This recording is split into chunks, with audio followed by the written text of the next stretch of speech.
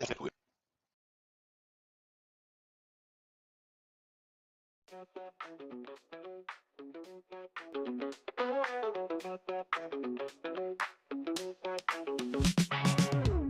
to the spot.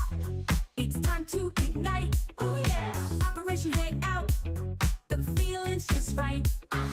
Chilling with the crew. We're ready to groove. Opinions flying high. Come on, let's move. Woo. Hang out all night long, all night. Laughing and debating, playing our song. Oh yeah. Share your thoughts, don't be shy. Don't be shy. Operation Hangout, let's reach for the sky. Let's fly. Pull up a chair, let's get in the zone. Voices blending smooth like a funky trombone. Oh yeah. Topics from the heart, making us think. With a twist and a shout, raise up your drink. Cheers. Hang out all night long, all night. Laughing and debating, playing our song. Oh yeah. Share your thoughts, don't be shy. Don't be shy. Operation Hangout, let's reach for the sky. Let's fly. Bring it down, shake it up, feel the beat. With every word we share, the circle's complete. Woo. Living loud, thinking proud, that's what we do. Oh yeah. Join the club, come on through, we're waiting for you. Alright. Hang out all night long, all night. Laughing and debating, playing our song. Oh yeah. Share your thoughts, don't be shy. Don't be shy. Operation Hangout, let's reach for the sky. Let's fly. Hang out.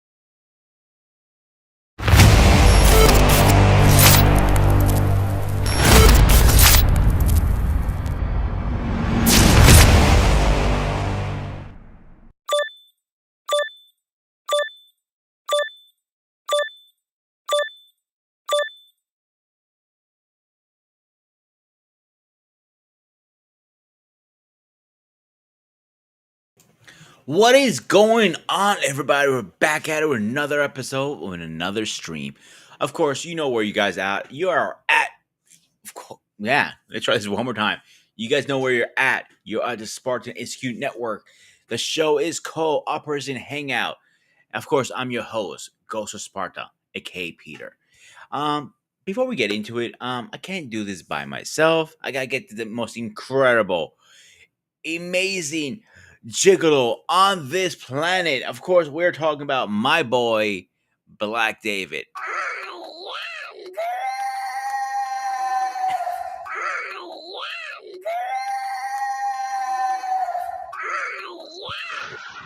Hey, Groot, how you doing tonight? Ladies and gentlemen, if I'm the gigolo, you better stop paying up for my conversation, okay? I'm not talking cheap. Your service comes free. I Your can be a service comes gigolo free. if I do shit for free, okay? Your You service can't comes call me free. a gigolo if I'm not getting paid for my service. Okay, then. Send my bill. I got jokes. Sure, I'll pay you with Yeah, I want to call me gigolo. You better not stop, my you money. better start tipping. Hey, you got All we're right. gonna put All right. your expertise in the basement. So, David, how are you doing tonight, man? I'm good. I did a good sleep yesterday. Woke up trying to get things in order. I had to reset my work setup around here. I might have to redo the cabling and Good everything, stuff. shredding some documents, try and clear up my area a little bit more before I start to work towards swapping out the motherboard out of my PC back where it should Again? be. No, no, I haven't got the chance to do it. Remember the main motherboard I was trying to put in there. I tried to find out what in the motherboard problem was the power supply problem. Oh, okay. About in back. You get what I'm saying? I want to take my time to get it done proper without messing up no wires, no pin Hmm. whatsoever. That kind of thing. Well, David, the question of the night: what do you know about mafia movies?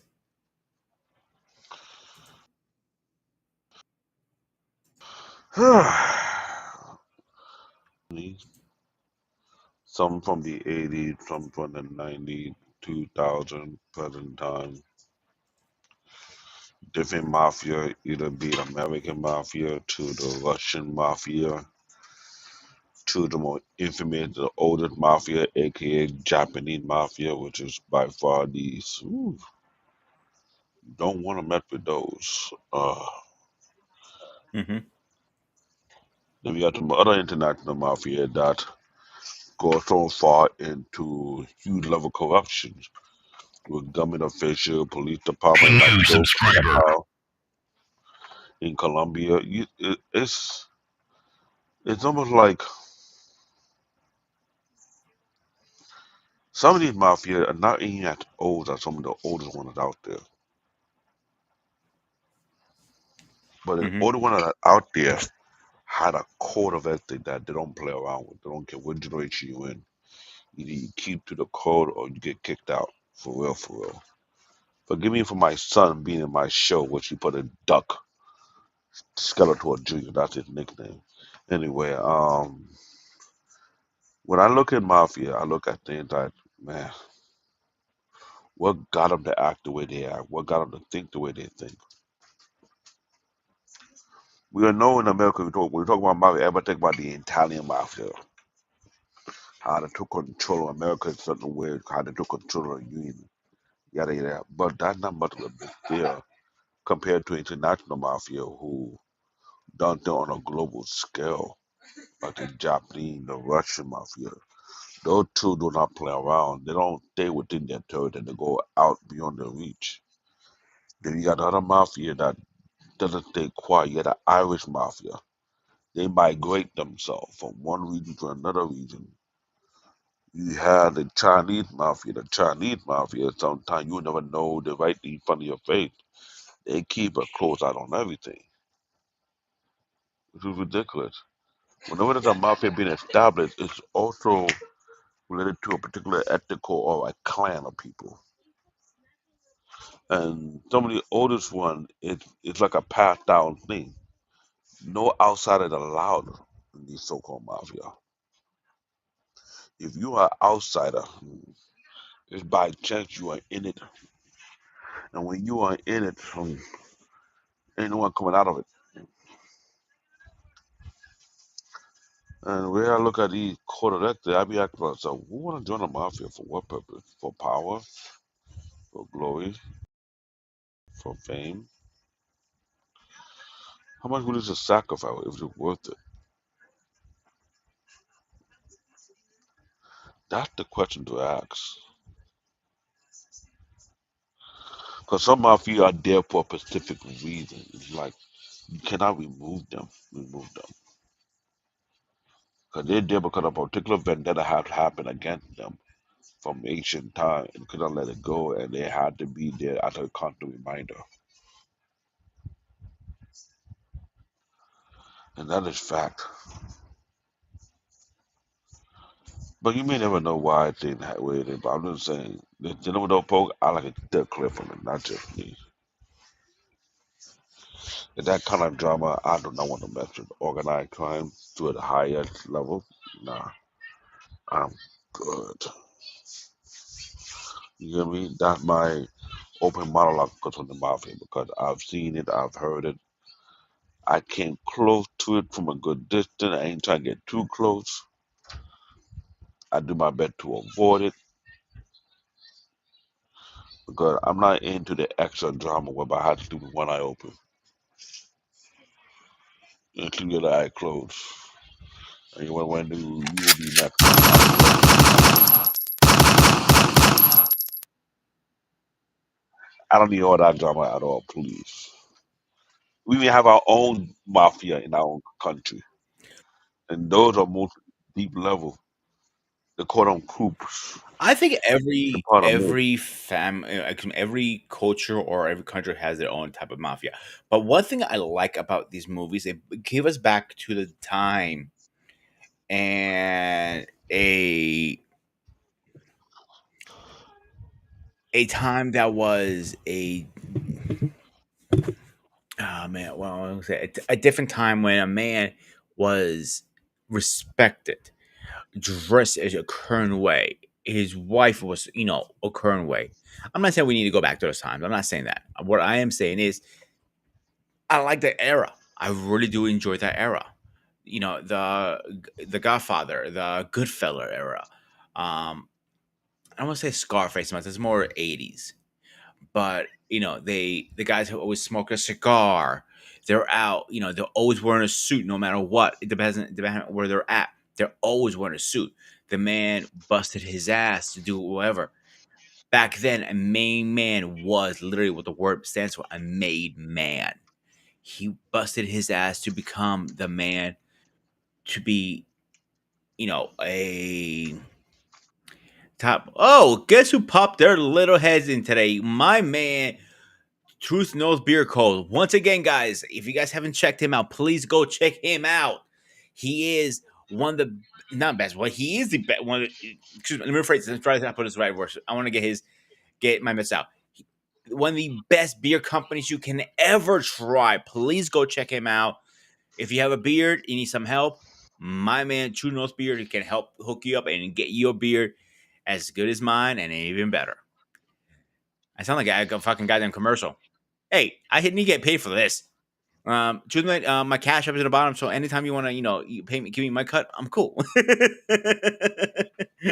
um, it was an era that was different, a great era. So, like, I remember one movie I watched was I can't remember which mafia movie it was. You open the girl door for the woman, but if the broad, he said, in the movie, doesn't lean over and open your door, get rid of her immediately. Do you remember that? Do you remember that one? I think it was Goodfellas, if I'm not mistaken. David, you awake? I'm here. I'm awake. I was researching the definition of the word mafia while we were talking, and I'm trying to see where the origin of the name comes from. So, And they from say my the term understanding, again, mafia. I'm not 100% positive. The original thing of mafia was family. It was a family organized crime. They put And the families together. I'm about to read it right now because it say based on the Go ahead, AI read it out. overview, right? The term mafia originated from Sicily, Italy, where the criminal organization known as the Italian mafia is believed to have emerged during the 19th century, primarily during the period of Italy unification, with root possibly tracing back to the late Middle Age. The word itself likely derived from Italian term signifying a bonus or swagger, right? Another definition said the Italian mafia or the Costa Nostra in Italian Sicilian, what we call, are referring to Ethiopian mafia is a criminal society in criminal organization on the island of Sicily dated back to the 19th. It's like they're saying it's more like almost like a family, but much deeper than that. Hmm. But it has something to do with swagger, boldness, bravado. I'm like, hmm. 'Cause when you say family, I thought the same thing too. And when you Google it and look it up, everything also derived from Sicilian adjective of Mafuso, which roughly translated to mean swagger, but also can be translated as boldness or bravado. So when we were calling Interesting. it family, th- I'm, th- this is why me and Wally do what we do when we do our show on Wednesday. We want to dissect things. So I'm dissecting the term, the terminology of mafia. Does it really mean family, or just that we misconstrued what it really mean? So where the origin, like for example, today what the 15th, yesterday. Everybody say you don't have a Valentine, you don't have it. I said I don't celebrate. I've been celebrating that thing for more than a decade. I Why never you don't celebrate celebrated. Valentine? Why you don't celebrate Valentine? I asked them the question. Do you know the origin of the word Valentine or Saint Valentine? You know the origin of it? Uh, Okay. I said there you go. If you do not know the origin of what you're celebrating, don't ask me why I don't celebrate it. Please don't do that with me because when you get to a certain age, you start asking yourself, so why are we celebrating this holiday? Where's the origin of this? What's the origin of that? Where did this one come from? Why are we doing this? What's the meaning behind this? What's the meaning behind that? So I did the research decade ago, almost 2 decades ago. Hmm. I was digging and diving. Saint Valentine wasn't all about flowers, chocolate. No, It's now it's all all about what you can buy. It's a business now. Like Christmas became a business too, almost. I you hit it telling right me? now, didn't I? You telling me? So when we talk about mafia, I would have to look to the origin. So either I do it or Mr. Paul Bennett does it because you will have that conversation. We go dig deep. When I think why we enjoy certain things, why we so fantasize or you're You know so what I get fanatic. a kick of? I get a huge kick of. Mhm. How many Italian people do you know? Hmm. And the reason I'm asking this, I'll tell you this because I'm going to get to my point in a second. I think it's a kick, and I don't want to get off too off topic. I just want to point this out. I think it's kind of hilarious, actually. How It's many a lot. Italian people you think you know? Ooh, that's a good question. That got me thinking. I'm stumped on that one. Okay, so I know over 3 dozen Italians, because that's what not because I pick those kind of friends. It just happen. You know what I'm saying? And all of them say one thing in common. Do you know what that is in common? What? They have family in the mafia. Every single one of them. Definitely the Sicilian ones. And I go, No, really? you said it again. The Sicilian. And remember when I look at the definitions of the mafia, tell you really about people from Sicily, Italy. It's like anyone from that particular region had to be related to one. Now, Yeah. I only David, know of. hold your thought. Let's get this guy in here. Ladies and gentlemen, please rise for our president, our second, no, third term president. And as we're spoken,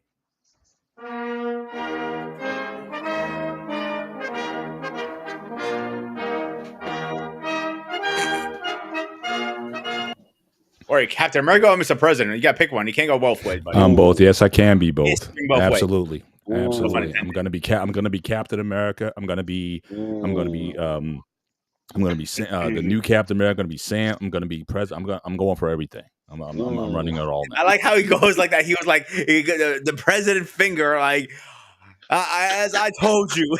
hmm I'm So Sam Wilson. Shout out to Sam Wilson. I know you Just just saw saw the the movie. just saw the movie tonight. Yep.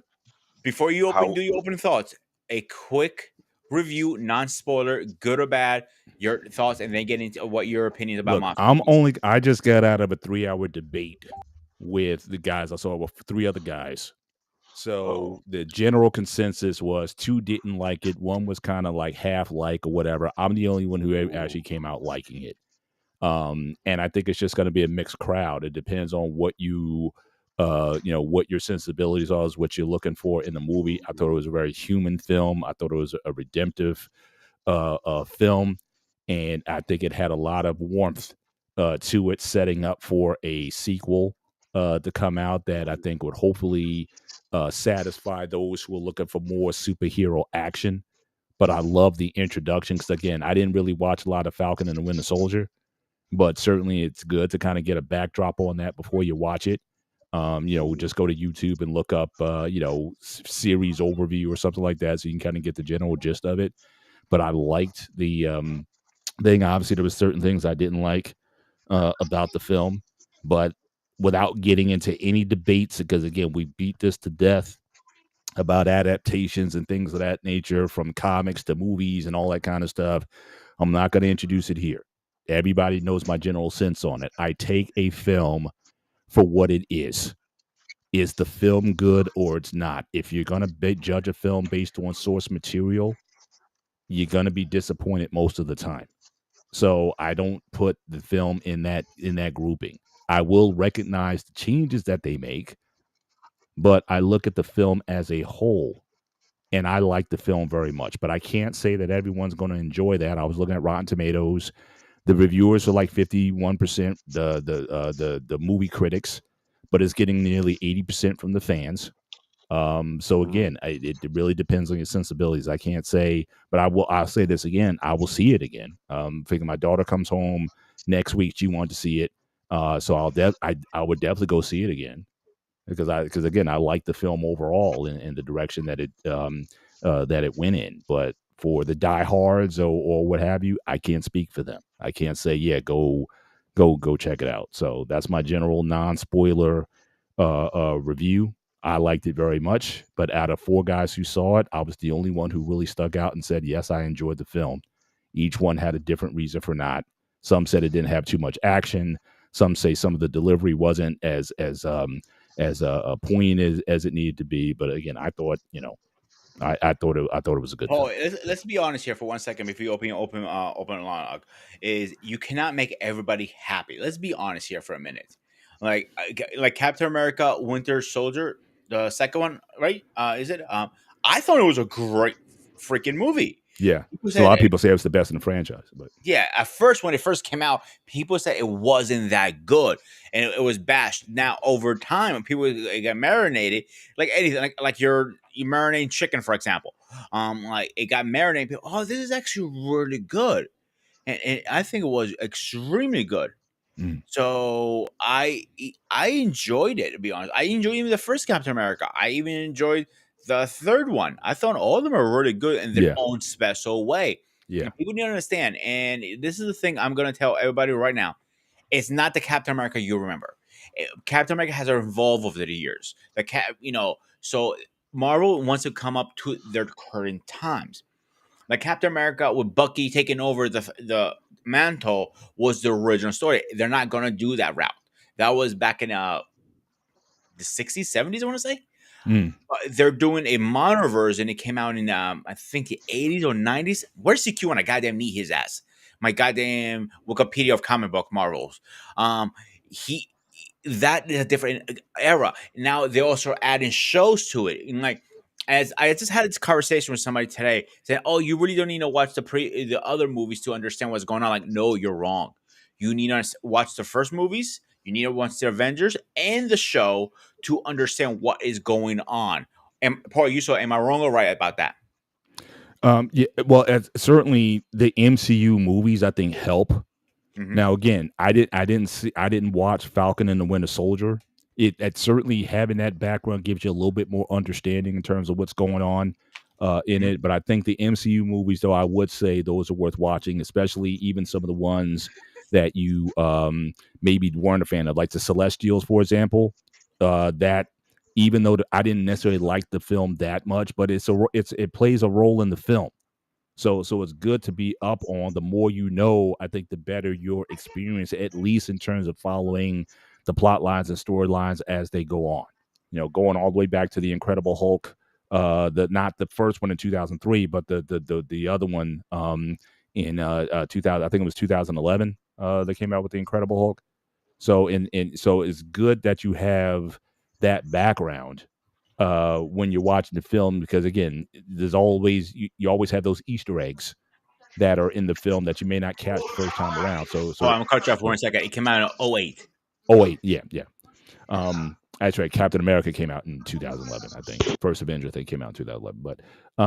But yeah, but I think it just allows you to see nuances better when you have that full knowledge of it. So I wouldn't say have you not seen anything.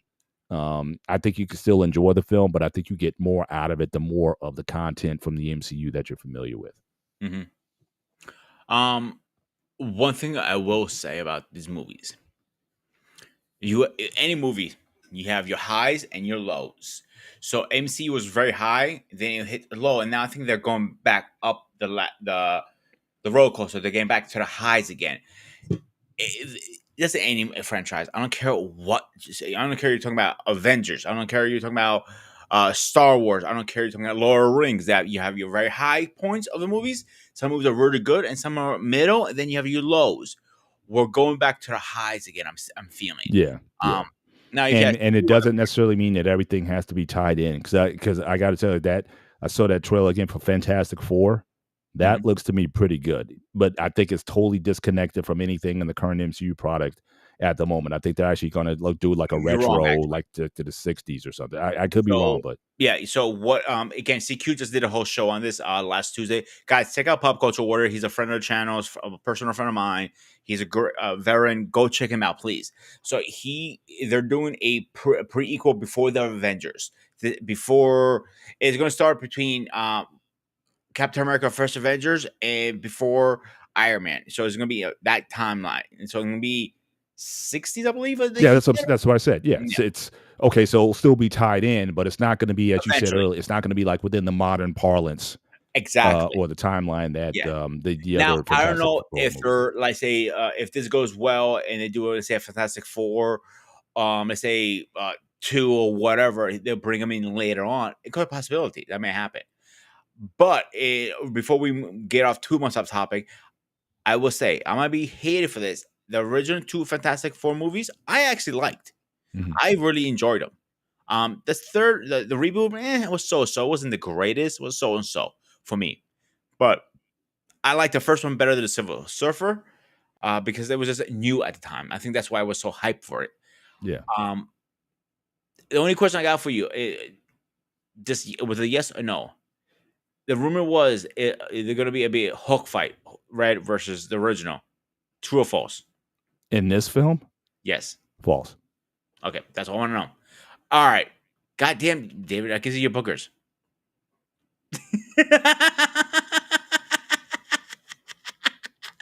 All right, Paul. I'll give you the floor for a second. Can we open? You're coming from a slow mo. That's why I was giving that zoom in. Like, what the are you talking about? Hang on a second. I got something for you, David. You've reached your limit on talking. Shut the fuck up.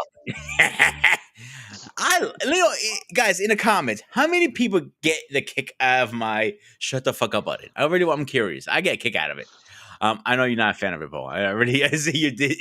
But give me your open dialogue. Tell me what's your opinion about mafia movies. You hate them, you like them, whatever you have. Generally, I've always watched mafia films. So overall, I like them. I think The Godfather might be separate to an extent from all of them because I think it gives you a lot more personal sort of entry into family and family life and whatnot. I think it definitely kind of gave you a different picture than just people who just go violently shooting up people or whatnot. I think they kind of had a sense of honor, even though, obviously there's in the mob. So, but I think certainly giving you that world giving you that world of that underbelly and the rules that take place. But and again, I'm not just gonna just single it to the American mob. I think I heard David saying earlier. I mean, there's other types of organized crime organizations across the world that they made fields of. You have the Yakuza in Japan, you have, the Russian mob and things of that nature. But, certainly the idea of just getting getting a sense of what that world is like has always been fascinating to me, not only just the movies, but the series. So I watched a lot of Sopranos, series and whatnot. You had, I think, Boardwalk Empire. I didn't watch as much as that, but obviously I hear that was pretty popular at the time. And so, so certainly, I've always had an affinity. Godfather, that seems to be the film that invariably it's like if you're going through the channels on your TV or whatever, and you stop on Godfather, it's like the channel changing stops at that point, and you're just locked in. My wife and I, we do the same thing. Anytime it's on, it's like everything stops. And it doesn't matter where it is in the film. We'll just sort of pick it up and just watch it from there. So Godfather 1, Godfather 2. I like Godfather 3. I definitely understand people not saying it's not. If if Godfather was like an A minus or an A, and then Godfather 2 was an A plus, Godfather 3 was like a B minus for a lot of people. So again, it's hard to kind of constantly keep that standard up, especially since the film was released so many years after Godfather 2. It was like 14 years, actually 24 years between the films. So definitely the I can understand, trying to keep that mantle, that standard up, is pretty, it's pretty high. And then I also read like, or watched some summaries of like the shooting of it. There was a lot of complications in terms of directing and just trying to get people back, and there was just a lot of obstacles just trying to get that movie, that movie made. But it's certainly, I think the foray into that. Into that world and those characters and whatnot, especially when it's paired against a protagonist. So, like, for example, The Untouchables is one of my favorite films because, again, that whole thing with Elliot Ness going against the mob. So anything that is either that focuses on mob life or where you have protagonists going against the mob and you have that back and forth. Another movie I thought was really good was oh shoot, I'm forgetting the name. It'll come to me in a minute. But it had Jack Nicholson in it. This is like the Boston Mafia, and so the Irish mob. Departed. Yeah, great film. I mean, so definitely, it's like every time one comes out, it definitely, it's certainly worth watching. And on my top films, even though it's not a quote unquote technically a mob movie because it's not involved with the American Mafia, Scarface, the one with Al Pacino back in '83, is definitely up there in terms of organized crime movies and the rise and fall of a man and the morality tale that tells. I think it to me it's one of the greatest films because again it asks that question, that biblical question. What does it profit a man to gain the whole world but lose his soul? And I just find it so interesting, the imagery in the film where he looks at the blimp and he says, "The world is mine." And then at the end of the film, he dies in a pool of his own blood, while showing a globe that he actually put in his house. So he was inspired by the blimp. He put a mural, like a statue in his home with "That world is mine," and he's in his own blood at the end of the film, having lost everything. And I just think it's one of the best morality tales ever told as well. So yeah, it is definitely it is. It is definitely a genre of films that allows you to get a sense of that world and what it is. And again, warnings of it, probably why it's not a good idea to get involved. So I've always appreciated those films over the years. And again, the great actors, Al Pacino, Al De Niro, just all those great actors who really contributed to the film. Even the last Pacino movie on the I forget the one with Jimmy Hoffa. I think it came out a few years ago. So it had Irishman. Yes. So again, any film that kind of that deals in that genre and just how intricate, and it's kind of scary when you think about it, especially the American Mafia, just to think about how deep they were in unions and in Vegas and in all these places and whatnot, and then you still have all the conspiracy theories about how integral they were in certain historical events in the country and whatnot.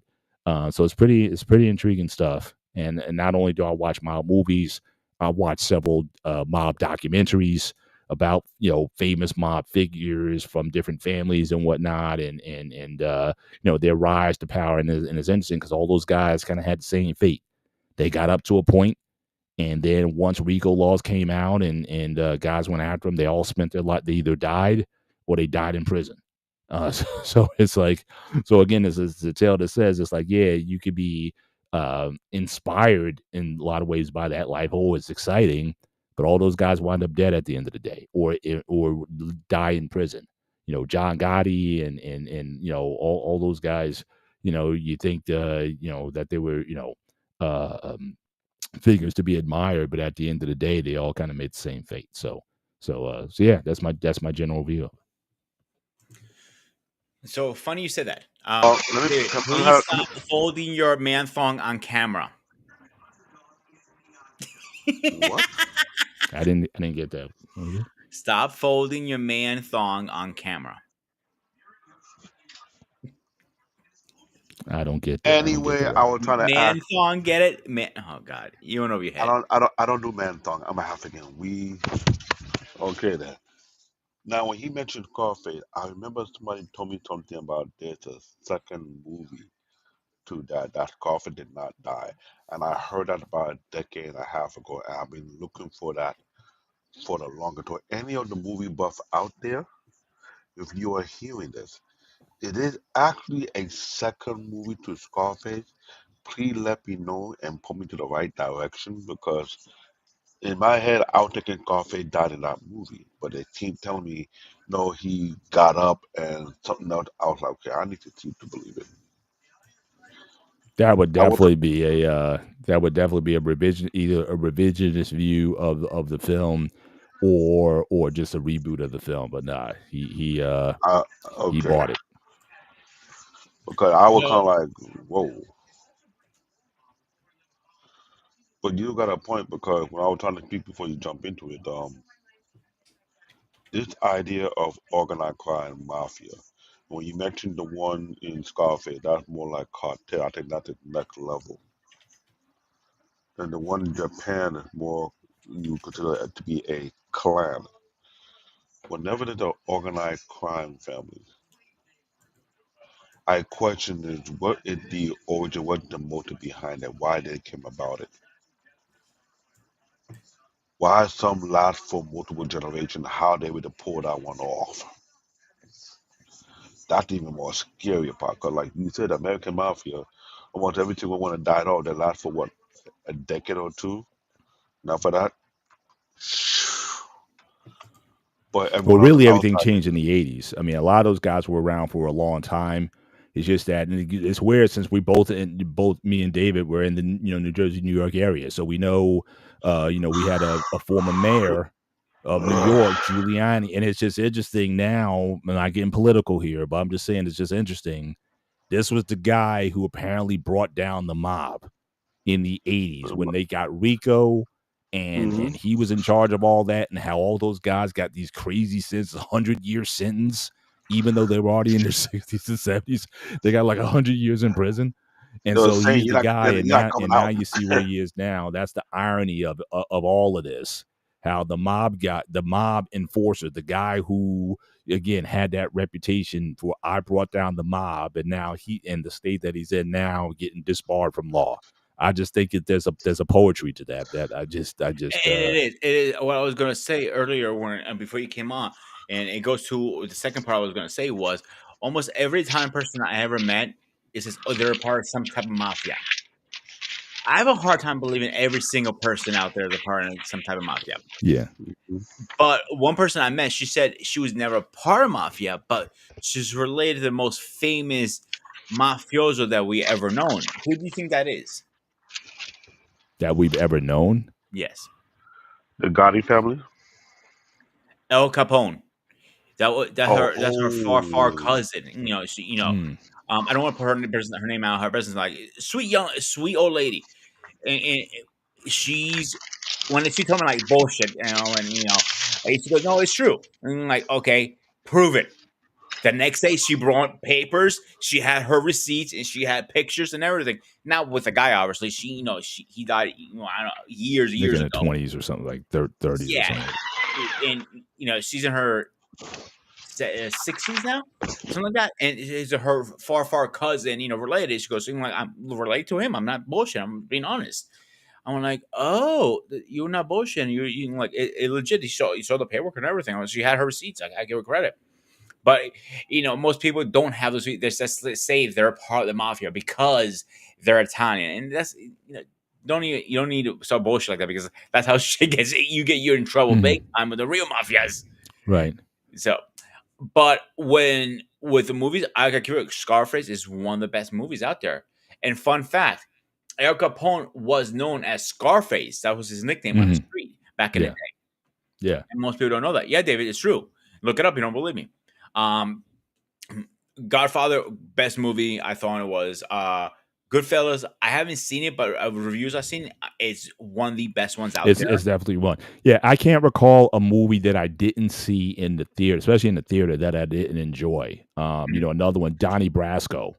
Love Donnie Brasco. I mean, so again, again, the act, I think certainly the writing, the acting, Yeah. certainly in the film. I think, especially guys like Martin Scorsese, who's done a lot of these films. I mean, when you combine great directors, great actors together, great casting, great script and whatnot, they seem to like be what I can't recall a mob or organized crime film that I can say, oh, I hated it. Like, it's like generally, even back in the day when you had like the black exploitation films, which had a lot of mafia or just organized type of crime syndicates in there. Again, I enjoyed those. Well, Yeah, what I was gonna say, The Departed is, I think, is one of my top movies up there for me yeah. personally.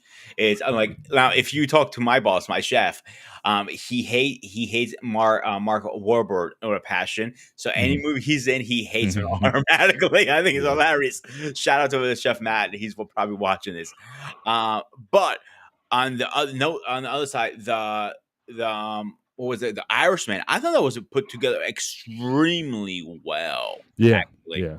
it's a long movie. Fun fact, actually, and this is a little fun fact for everybody. The nursing home you saw him towards the end, it was what was it called? St. Mary's. I actually worked there for a small period of time, and Right. when they put it, I'm like, I know that place because it was in Scranton. Like I looked over, like, oh, I know that place. I worked there for a little bit. The place was a hot mess, but that's a whole different story, of course. Yeah, yeah. The only thing with the Irishman, again, this one of the top mysteries to this day is where's Jimmy Hoffa, right? Or who killed? So again, from what I understand, his accounting in the Irishman of that he says that he's the one who deleted Jimmy Hoffa, that hasn't been verified by anybody. And again, you hear a lot of like if you go to YouTube, you hear all these ex mafia guys, Michael Francis and all these guys. They kind of wink, wink. They kind of know what happened, but nobody is confessing up. Some people used to think he was buried at Giant Stadium when it was being built. He's built under the stadium in the swamp somewhere. It's like nobody knows. Nobody knows where stuff is. But nah, the guy didn't get picked up. He got beat up. So again, I was working at. I think I might have shared it on the when we talked about the show where you had the shooting outside of your home, Pete. Where the guy got in the Wawa, the guy got Yeah, I know, we were I know. sharing the story. What So story? right, so I was working at McDonald's, so I was outside, sort of cleaning up and whatnot, and literally you had this Yes, black I remember that. Mercedes came up. You had all these guys came out, all these black guys came out in suits, like dressed to the nines, and he beat up this guy like senseless and then drove off in the car. So it was definitely looked like some organized thing. They were all dressed to the nines and whatnot. So it definitely, so I don't know, some African mob or something. I don't know what it was, but it was definitely something. The guy was all lumped up and everything afterwards, and They whatnot. tuned So them so up yeah, pretty well, right? yeah, yeah. So I think that so yeah, so the thing is like especially the ones that are trying to be based on some history, there's always a little bending of the facts or like nobody really knows. They just know that Hoffa, he was at that location, how it went down, did they pick him up? Is he in the river somewhere? Nobody knows where he is. But it's like one of those things that people always ask. It's like the Kennedy assassination, right? It's like, was it a single man? Was it an organized thing? It's like everybody's still asking the You question, know, it's who funny who you shot brought that up JFK? You know what I mean? So because they say even Kennedy was involved with the mafia because correct, yeah. put him in the That this was basically the Bay of Pigs situation in Cuba, sort of got turned on the Kennedys and things of that nature. So they kind of used the mom. But we know, from what I understand, we know from history that our U.S. government used the mob in Cuba to try to overthrow the government at the time. That's why I think Godfather 2, I think they played on that with when the mafia was trying to get into Cuba and build casinos and hotels. But then when you had Castro in the Cuban Revolution, that kind of thwarted all that kind of stuff. And so, but certainly the U.S. has had, even in World War II, from what I understand, in Europe, especially in Italy, because again, we all know that Italy was part of those powers. They were lined up with Germany, and they were using the mob then to try Power to of access. exact access. Yeah. So again, government has had an unhealthy, in my view, relationship with that over time, but it just goes to the lengths and depths that they've used organizations and people to kind of get information, and sometimes it may bite them in the butt later on, depending on the conspiracy theory that you believe. But yeah, they definitely you know have always. I can't, like I said, I can't remember one film that I was like, oh, this is horrible. I just like seeing how the underworld operates and the rules of that world, especially with the American mob, because there's supposed to be all these rules, right? Which folks are supposed to go by. So it's like a lot of times the friction in the movie is when somebody decides to go off script, but it's supposed to be this very organized, very honorly world. And that's regardless of the culture that you're in, the yakuza, whoever it is. And maybe David, you can talk about, I don't know, is there a Nigerian crime syndicate that you're aware of that that has similar kind of rules and do's and Now, don'ts and stuff? the Nigerian crime syndicate are mostly on a hush hush because it's a mixture between elite families and people in the military who are doing all type of pulling string behind the shadow. That's one part. But when you talk about the Yakuza or the Japanese mafia, this going back hundreds of years. They keep a code ethic down to the T. To the point where no, seriously, you can tell who would die hard. They either have the tattoo on their back, right? Or they must Mm, have met And the the big one or dragon, two right? time. Yeah, either they have a tattoo on the back is one. The other part, either missing a finger or two due to the screw up they did. And to me, you and I both know they make March well when we hear about these things because one, they want the reason why a particular fighting promotion was scared to mention name who was rigging the fight. Pride PC, remember Pride FC Mm-hmm. before UFC came out, and some of the commentators would not want to mention who was rigging the fight for what reason because they were afraid of if you The mention their backlash. names, mm, or not a backlash. No matter where you hide in the world, they will find you. right. And again, that history is interesting. You're saying that the history with sports, because from what I understand, especially again the American mob, especially the mob in New York, we all know that they were certainly very involved in boxing back in the Heavy. day, back in the 30s, 40s, and 50s. But what I also understand is that they were also very involved in wrestling because again, the mob controlled Madison Square Garden, the unions. And the workers Ooh. in Madison, so they was like, if they didn't comply, they could say like, look, all the workers in Madison Square Garden, they could say, look, don't show up, and they wouldn't show up. So the McMahons had to do business Ooh. with the mob.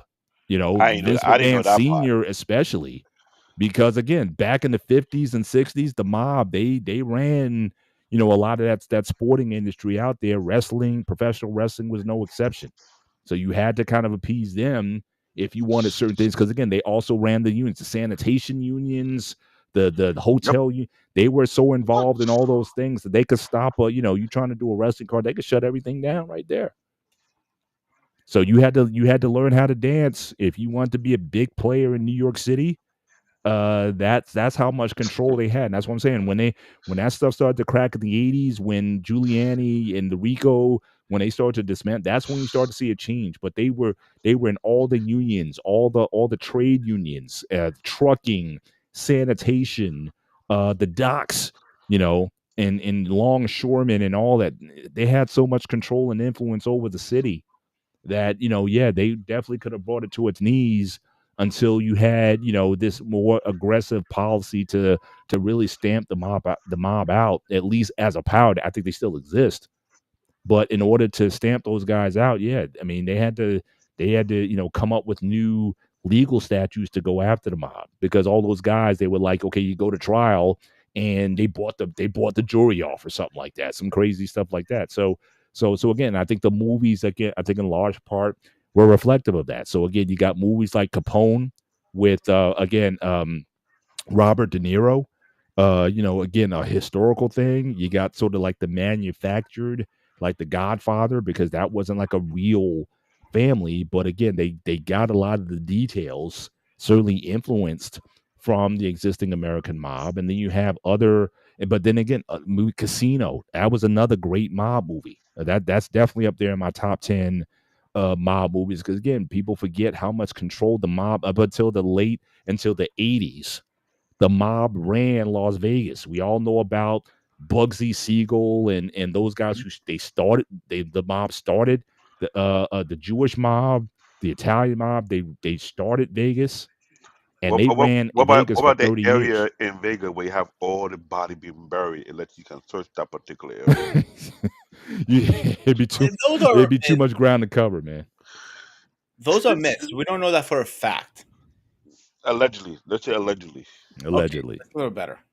Allegedly. Like But yeah, visiting. but if you go to like the old Las Vegas, right? All those old casinos, like you go to old Las Vegas, the cowboy who does this and all that area, Fremont Street, that's where apparently all that's and they still hype that up. Oh yeah, this here, when Frank Sinatra was here and they being with this family, that family, they own this restaurant, they own this property and whatnot. Now it went corporate. Steve Wynn and those guys kind of came in, sort of took it over. But yeah, Vegas back in the day, was a very interesting place. Let's just say that. So again, when you see these films, it's a bit of history, even though they may bend the rules or the facts again to make a movie. So again, they may get some of the history wrong, but it's still fascinating to understand. It's like, wow, they had that much control over things, and you had no idea what was going on, that had such free range in so many areas of the country. Yeah, Dino Bravo, yeah, absolutely. That his was also who's the guy from Dallas, Gino Hernandez. I think he was, from what I understand, they found him in an overdose situation, but apparently he might have been mob tied as well. Like the mob may have taken him out. So there have been several instances where, again, pro wrestling is no exception. You get around famous people, and they like you to have an interest in you. That's why again, basketball players, game fixing, the rackets, especially before gambling became legal. I mean, think about what the situation was before gambling became legal, when you couldn't bet on sports, but you had all those bookies and underground agencies, all that stuff that they controlled.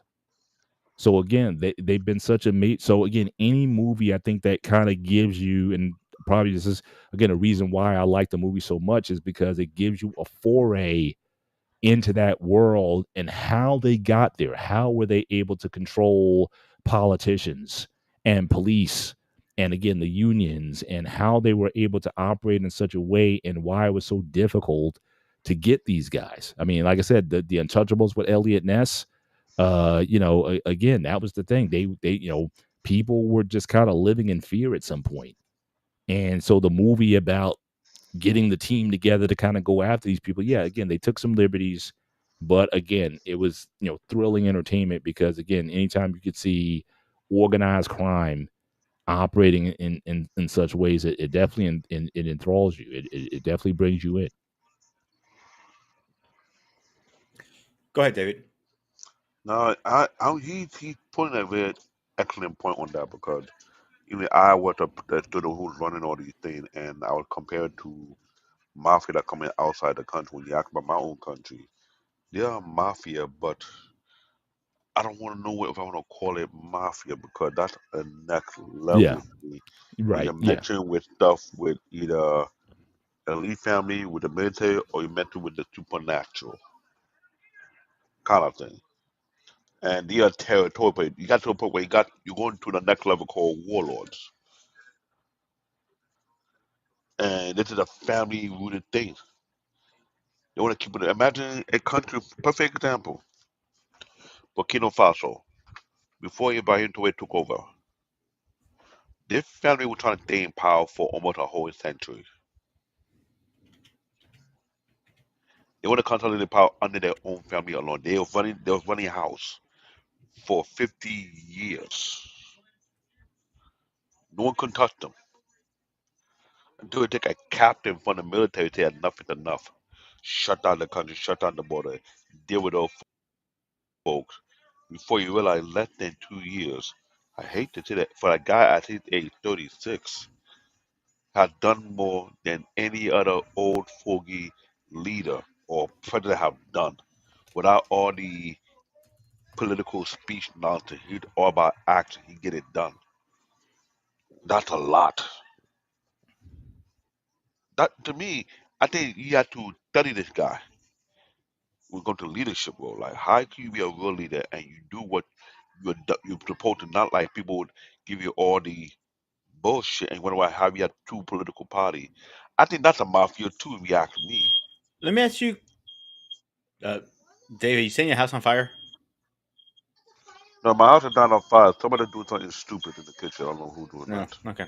Let me ask you this If question. it's a fire, I would have punched it. Do you guys remember the movie called Lord of War? No. So it was a Nicolas Cage movie. He played this guy called Yuri Odis. I can't pronounce his name. I apologize. He the arm dealer. Exactly. So my question was going to be a couple questions. One, the first question Oh boy. is for both of you guys: is do you consider that a mob movie? In a way, yes, because a lot of war, you're selling arm to a certain group of people who, internationally speaking, if they find out you're doing such a thing, you consider to be an international criminal. Mhm. Sell a weapon of mass destruction to a certain group. And that has been a known thing in the Middle East and Africa as well. Yeah, I would agree with that. I think again the idea organized crime. Like I said, if there is a direct or intentional motive to use through a group of people a way of manipulating scenarios, bending rules, or objective, extorting people. I think that all applies because again, I think what's so fascinating about that world, as I said before, is again the rules. Like within these families, within these organizations, there are rules. There's rules of loyalty. There's rules of silence. Even or You know, rank too. yeah, and also the power dynamics that are often involved. So again, it's not that much different than what you may see in the classic stuff. Like you look at Game of Thrones, right? That was all about again the inner fighting within families to see who's going to be in charge, who wants to be number one, how can I ascend in the family, or if I'm already ascended, how can I stop somebody else from ascending beyond me? So again, I think that's also part of it as well. The internal frictions that old because a lot of times with these organizations, it's not so much that the organization, the leadership at the top is incompetent. It's they do some things that either where people lose faith or confidence in their leadership, or just someone's just power hungry just to get to the top. Like, how can I bump someone off? So again, the rules that are in play, but a lot of those mob guys, especially in New York, it was a lot of stuff that they were just doing that was again breaking code. Like the main guy who was in New York that apparently Gotti was responsible for deleting outside the restaurant. The guy was like he was sloppy because he was having like an affair with his maid or something like that, and like there were like rules that were being broken. Like I find it interesting that all these guys they always help what they call a guma, right? Like a sort of a side piece, but he was getting so sloppy with how he was doing things that it got to the point where it's like, oh, he's violating the rules of Al Muerta. He's violating the rules of mafia life. So it's just interesting how I always like the that dynamic and say, hey, we need to take this guy out. Look, you go to the Godfather, you go to the boss and say, hey, we need to take this guy out. Do we put a hit on him? And the rules that have got to be in play. The idea that you can't insult a capo or a captain, someone who's like been made. like the process where you go to the mob and you get actually sworn in, like the initiation process where you got to take the blood on the hand and bleed it into the cup and the match and all that kind of stuff. And it's like you can't, once you come into this life, you can't leave it. But then at the same time, how many guys broke the law, became snitches? Again, the one thing that Rico did, it broke it broke the code, because guys were like, look, you either talk or you're going to spend the rest of your life in prison. And some guys decided to make deals. Even some of the guys who were considered like high end guys ratted out. The main guy who ratted out John Gotti, I forget his name. He's always doing stuff. Oh, Sammy the Bull Gravano, right? He was like not the top, almost like near the top guy. But they were able to get to him through the wiretapping and everything, and he ratted out John Gotti, and that's kind of what got Gotti. And so, but it's even portrayed in the films how it's like who's gonna break, who's gonna get to who's gonna break, and then also the fighting between the families, because that's the one thing in the Sopranos and like I said in the Godfather, it's like every family is trying to get control in one way or another. So how do people infiltrate a family, and how you can see a schism in this place, and how can I put the right person in there to really stir things up and cause friction and discord? Because that's the thing, as quote unquote honorable as that world is, as played in the movies or even in real life, it can go off the rails like very quickly, where people are like, it could be even a rumor of something or a hint of something. Maybe this person snitched. Maybe this person's just loyal. Now, if you don't play that properly, if you overreact, that can be a problem. If you don't say anything, that can be a problem. So it's interesting. Like you could be in that world, and everybody's kind of on edge, where you could be at any time be called. Like the scenes that always get me the most or the most tense is when the guy gets called somewhere. You don't know why he's being called. He's like, oh, well, the boss wants to see you or something. You have no idea. Meet us here. You don't know. You go into that room. You don't know if you're there for a meeting or you're going there to get whacked. that's always the thing too. Who's gonna get whacked seems to be a common thing.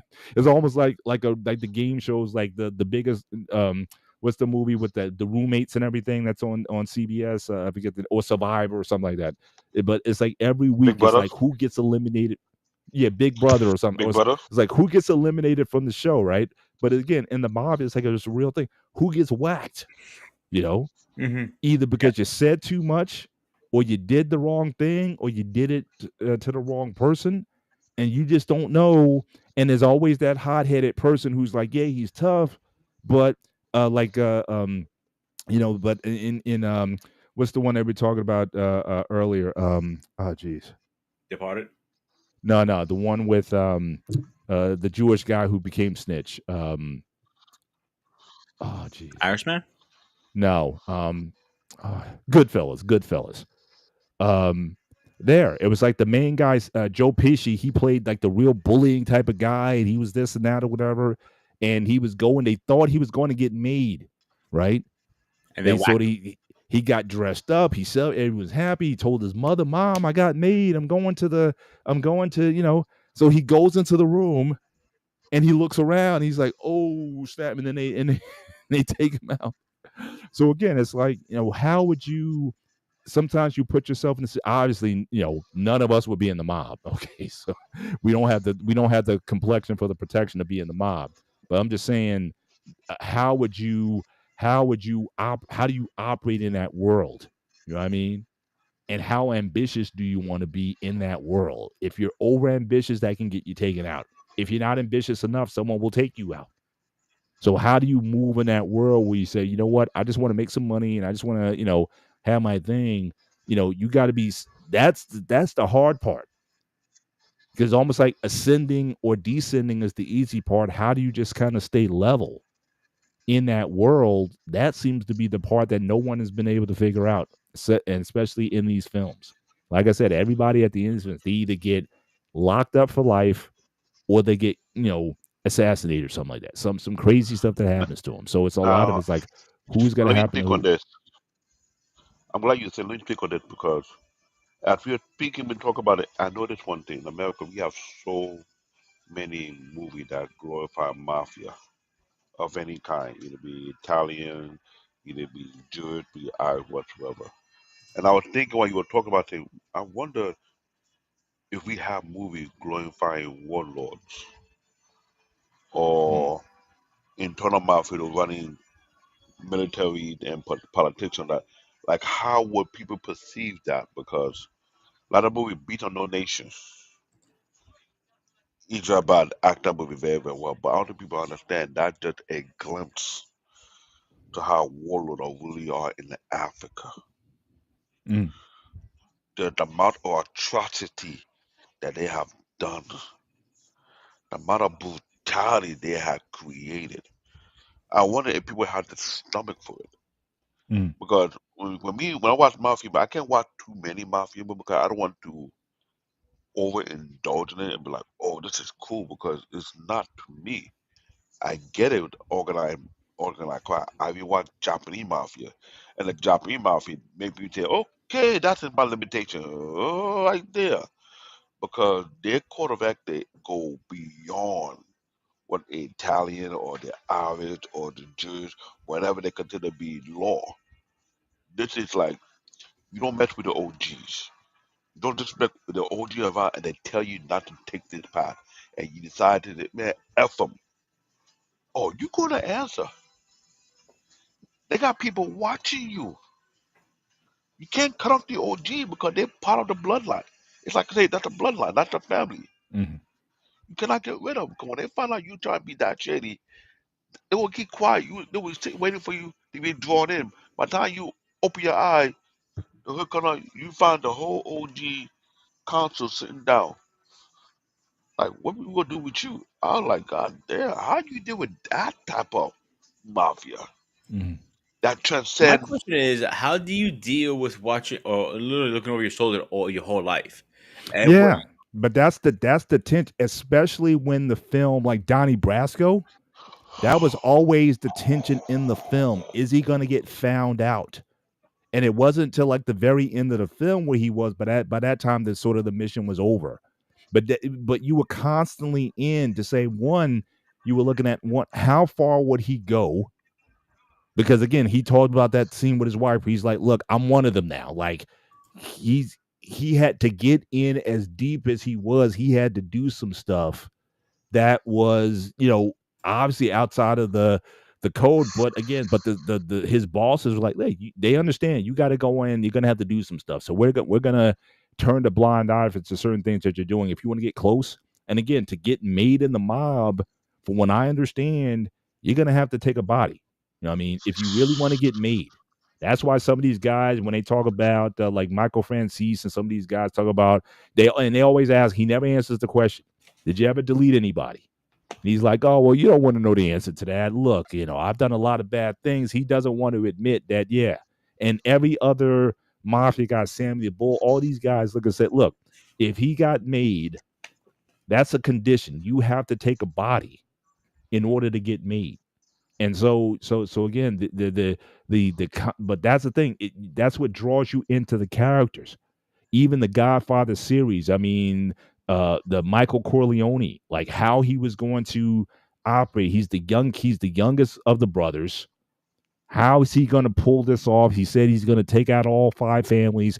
How's he going to do it? Because a lot of people were like, oh, he's not. You killed the father off. You killed Sonny off. And Fredo wasn't anything to be dealt with. So everybody sort of took him for granted that, oh, he's a boy. He's not built for this. But again, he was groomed by his father in terms of exactly what to do. His father was the smart one, and he was able to groom him to that point. So yeah, that's the thing. But I think Donnie Brasco was probably the movie that gave you that feeling the most. You felt you were him to an extent. It's like, how is he going to get out of this without getting discovered? You know. And there were a couple times in the film where you say, "Oh man, he's done," and he finds a way somehow to kind of get out of it and is able to survive until the end and everything. So yeah, you're right. In every film, I think there's always a character that even though they're all organized crime or whatever, there's usually a character that you kind of gravitate towards. You know what I'm saying? Like you almost see yourself, you can relate to that character a little bit. And the thing you're asking yourself, oh, I hope that person doesn't get killed, doesn't get deleted in the because again, you see yourself in them a lot of times, and that's part of the I think that's part of the charm and appeal of it as well. Is you pick a favorite and you're like, how is this guy gonna survive? Because again, that you can say the wrong thing to the wrong person, or whatever. You can make an off-putting joke, like I said, especially for the maid guys. That was always a theme in The Sopranos. Guy makes a joke about a guy's wife, and he wants to take him out. And part of it is, and all kinds of drama happen because he's not taken out, because it's like, look, you can't. That guy's part of my crew. He made a joke. He apologized, saying, no, I want him gone.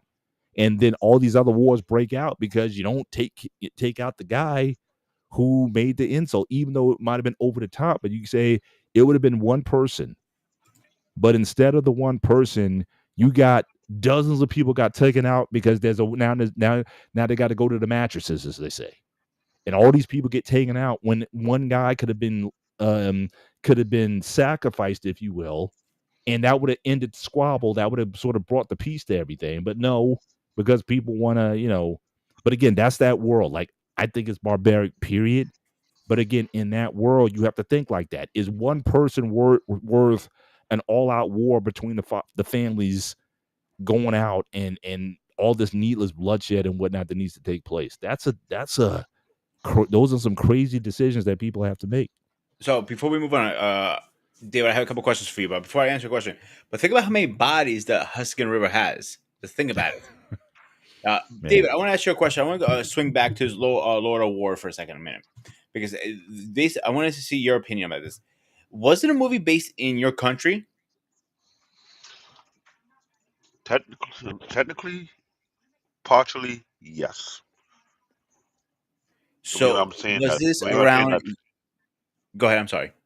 the reason I'm saying partially, yes, because they're two zones. Africa was one, the Middle East was the other one.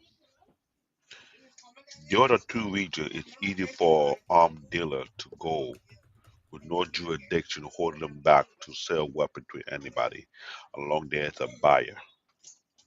Along you have the means to transport these weaponry without dealing with authority, like for the U.S., the FBI, CIA, their job is to protect American safety, right? Okay, that's fine. But they can't go so far and go to another country that doesn't welcome them in. The Middle East don't allow such entity to police their territory. If you get what I'm saying, right? So the thing applies also as well in Africa. So imagine how many warlords in Africa who were doing business, collecting all type of weaponry, all type of vehicles, all type of access to stuff they need. If it's not the rifle, it's the machine gun. If not the machine gun, it's the rocket launcher. If not the rocket gun, it's the trucks, the vehicle, the attack we put on top of the car, so on and so forth. Even in the Boko Haram, even the ISIS group, so on and so forth, they all have someone who they can go to, and reason Exchange why, money for product. and, and reason why the American weapon industry, since they cannot sell weapons to the public here, and they have so much stock built up over time, they gotta find someone who can sell it overseas without attracting certain eyes on them. So in other words, no great tape. You know what I'm saying? Yeah. So, Now let me ask you a second question, Robert. I mean, sorry about that. David. uh, Now, when this went down, were you in Africa? Do you remember this going down? it's based on what year this happened. Because I was in Nigeria from 1991 to all the way to 1997, 8. I don't feel like 7 years. So it could happen any of those times I because believe what? it started in '95. If I'm not mistaken. He was So selling weapons. 95, what region? I would not be. Won't be in my turf region. It had to be in an area where there's not too many prying eye. You know what I'm saying? If you Hmm. look at the map of Africa, there's a lot of area where you can do deals without police. You could be in a, a forest or a desert area, far from the city, far from civilization, whereby you are in your zone. These stuff happens. I recall, I don't think people would want to pay attention to history. There was an incident that happened during the first term of Donald Trump. He sent a group of military people over there to do something. It came on the news how that group got massacred, wiped out. Now they're probably the best of the best in the world, right? But you're in the wrong area where you need to be because shout out to Mandrell. He always said it. If one place you don't want to mess around with, and that's in Africa. Literally, Africa is not a place where you can just walk around and think that's your So, own David, I looked it playground. up. It was based on from the 80s all the way to 95, 95, 96. In Africa, right? Yes. So because I remember seeing he was in Africa, he's selling a gun. The guy got the warlord of the kids. His father was low. He was trying to buy a firearm. He goes, "Can you give me a Rambo gun?" He goes, "One, two, or three." And I'm like, "What the fuck?" And he was based out of Africa. So I was curious about that.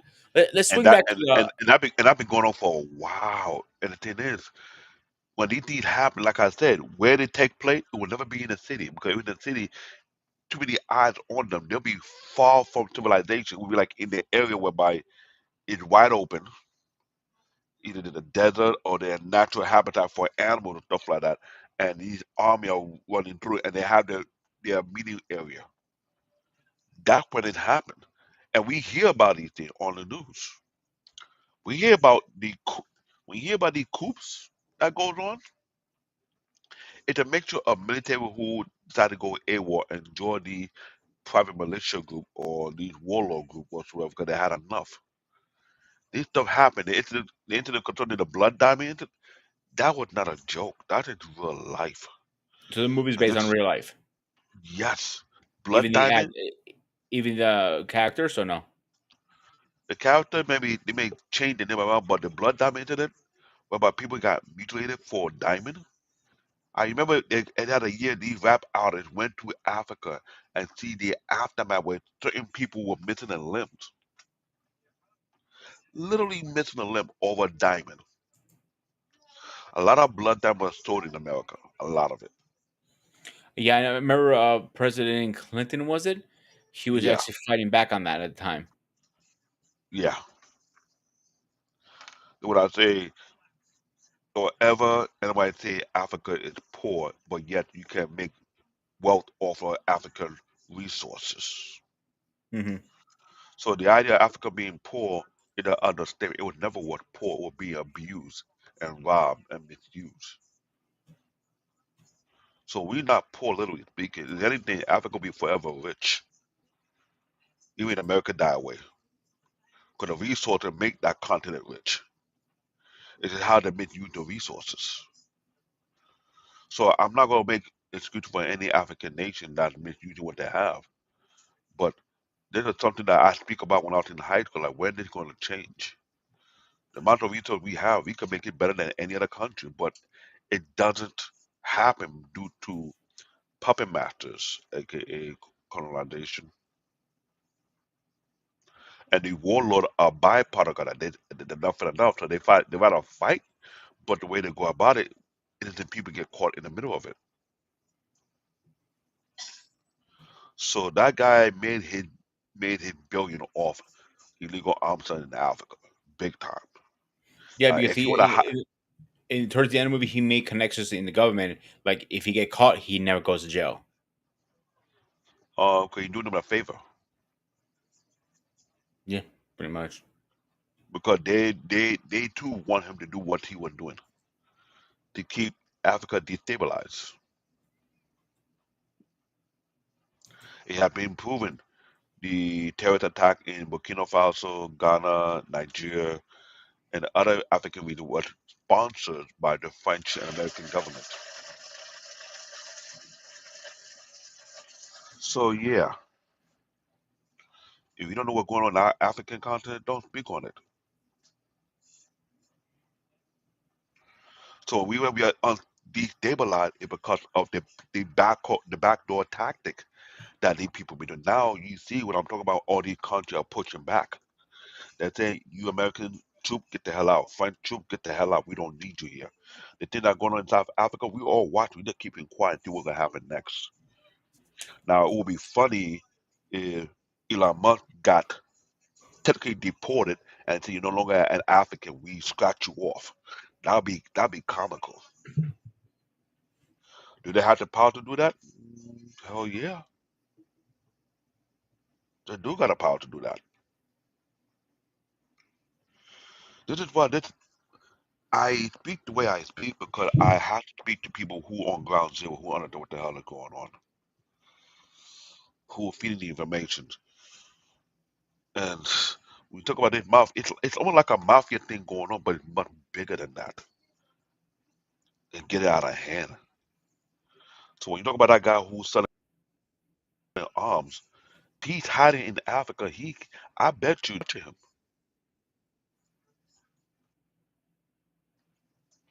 because he the go-to guy when they need something. So imagine how many terrorist groups that he supported by selling. Hmm. That's the real irony about it. Child soldiers,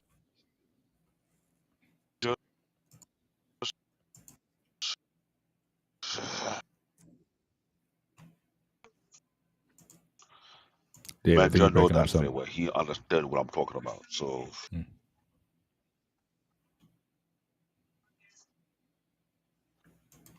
All right. oh, So if I connect to it, I'll tell you, you talk about child soldiers, American military cannot touch that. Every man just spoke about it. It's like,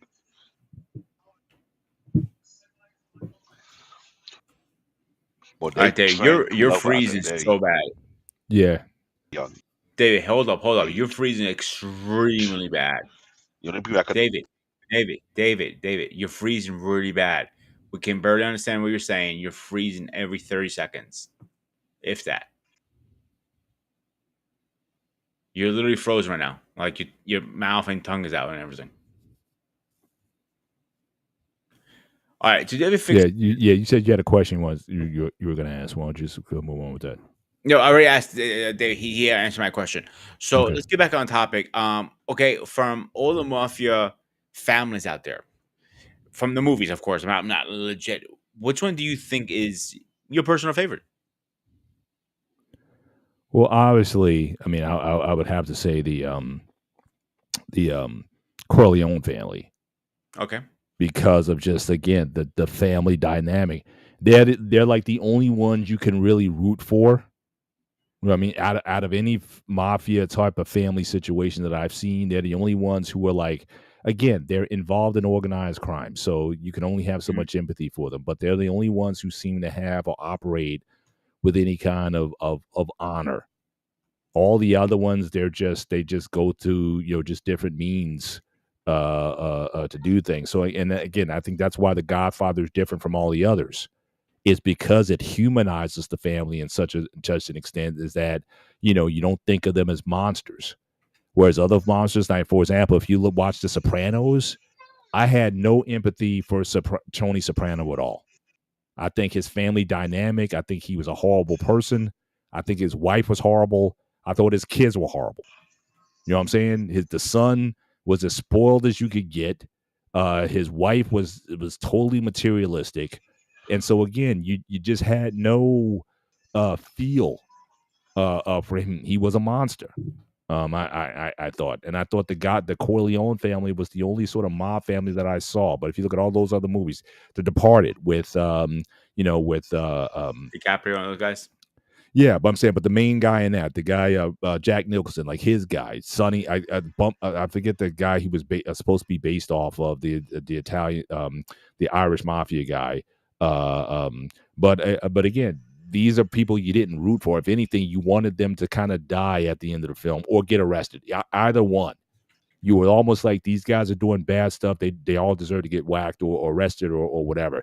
Donnie Brasco, again, the only guy you sort of felt for was Al Pacino's character because he was just like a mid-level guy. You kind of felt for him because he was like the guy who was always getting passed over, even though he would go do the dirty jobs no one wanted to do. He was always passed over for people. He didn't live lavishly. They took you into his house or his apartment.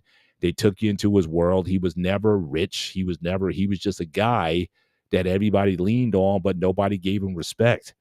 And so again, I'm sure a lot of us at some point of our lives, we might have felt that where we think we've been passed over by people, or people didn't treat us well. So again, those type of characters you can kind of relate to, or you bond with, and those are the guys you kind of root for. But by and large, most of these folks, it's like if anything happens, even the another favorite mob movie of mine was the Bronx Tale. And again, the main mobster in the movie, you didn't love him, but at the same time, you could see that he cared about the boy, the kid in the movie. Like, he treated him almost like a son, even though his father, who was also played by Robert De Niro, didn't want his son involved with him at all. And there was always that constant friction in the film between the father of the boy and the mafia guy. Again, those guys, again, the only time you felt empathy for them is when those biker guys came in, and they just thought they just kind of tried to run. So you had that big bar fight with the mafia guys versus the bikers, and at the end the bikers bikes got all smashed up and everything. It's like, well, it was really, but again, outside of those moments, again, very little empathy except for the Corleones, because I genuinely thought to an extent that if Michael could have it his way, that he would want his family out of the business, or he wanted to do things to legitimize the business and whatnot, and get his family. But again, it's like the famous line from the movie: "Just when I thought I got out, they pulled me back in." Right? That's like one of the classic lines in cinema history.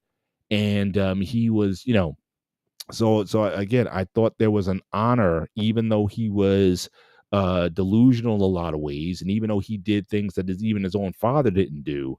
He was a monster in a lot of different ways, but he was like a complex guy. You couldn't quite say he was a monster, but he loved his wife. He loved Kay. He tried to, protect his family, but he killed his own brother. I mean, it's, so just such a complex guy. But again, if he could be something else, and again, and keep in mind, he was the reluctant one at the beginning of Godfather.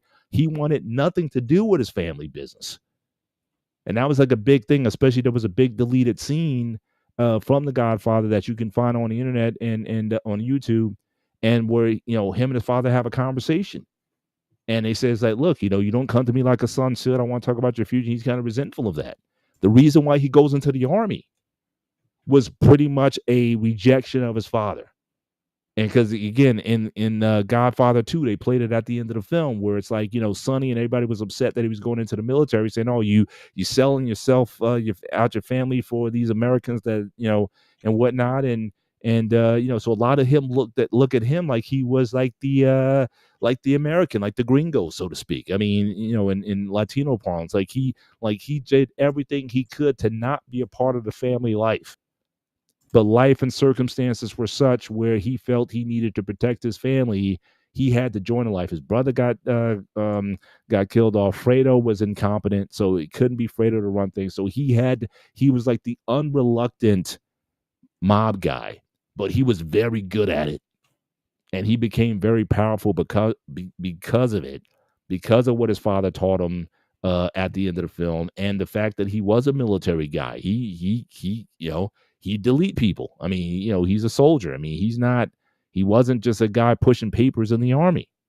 You know what I'm saying? So again, he had the tactical, he had the intelligence.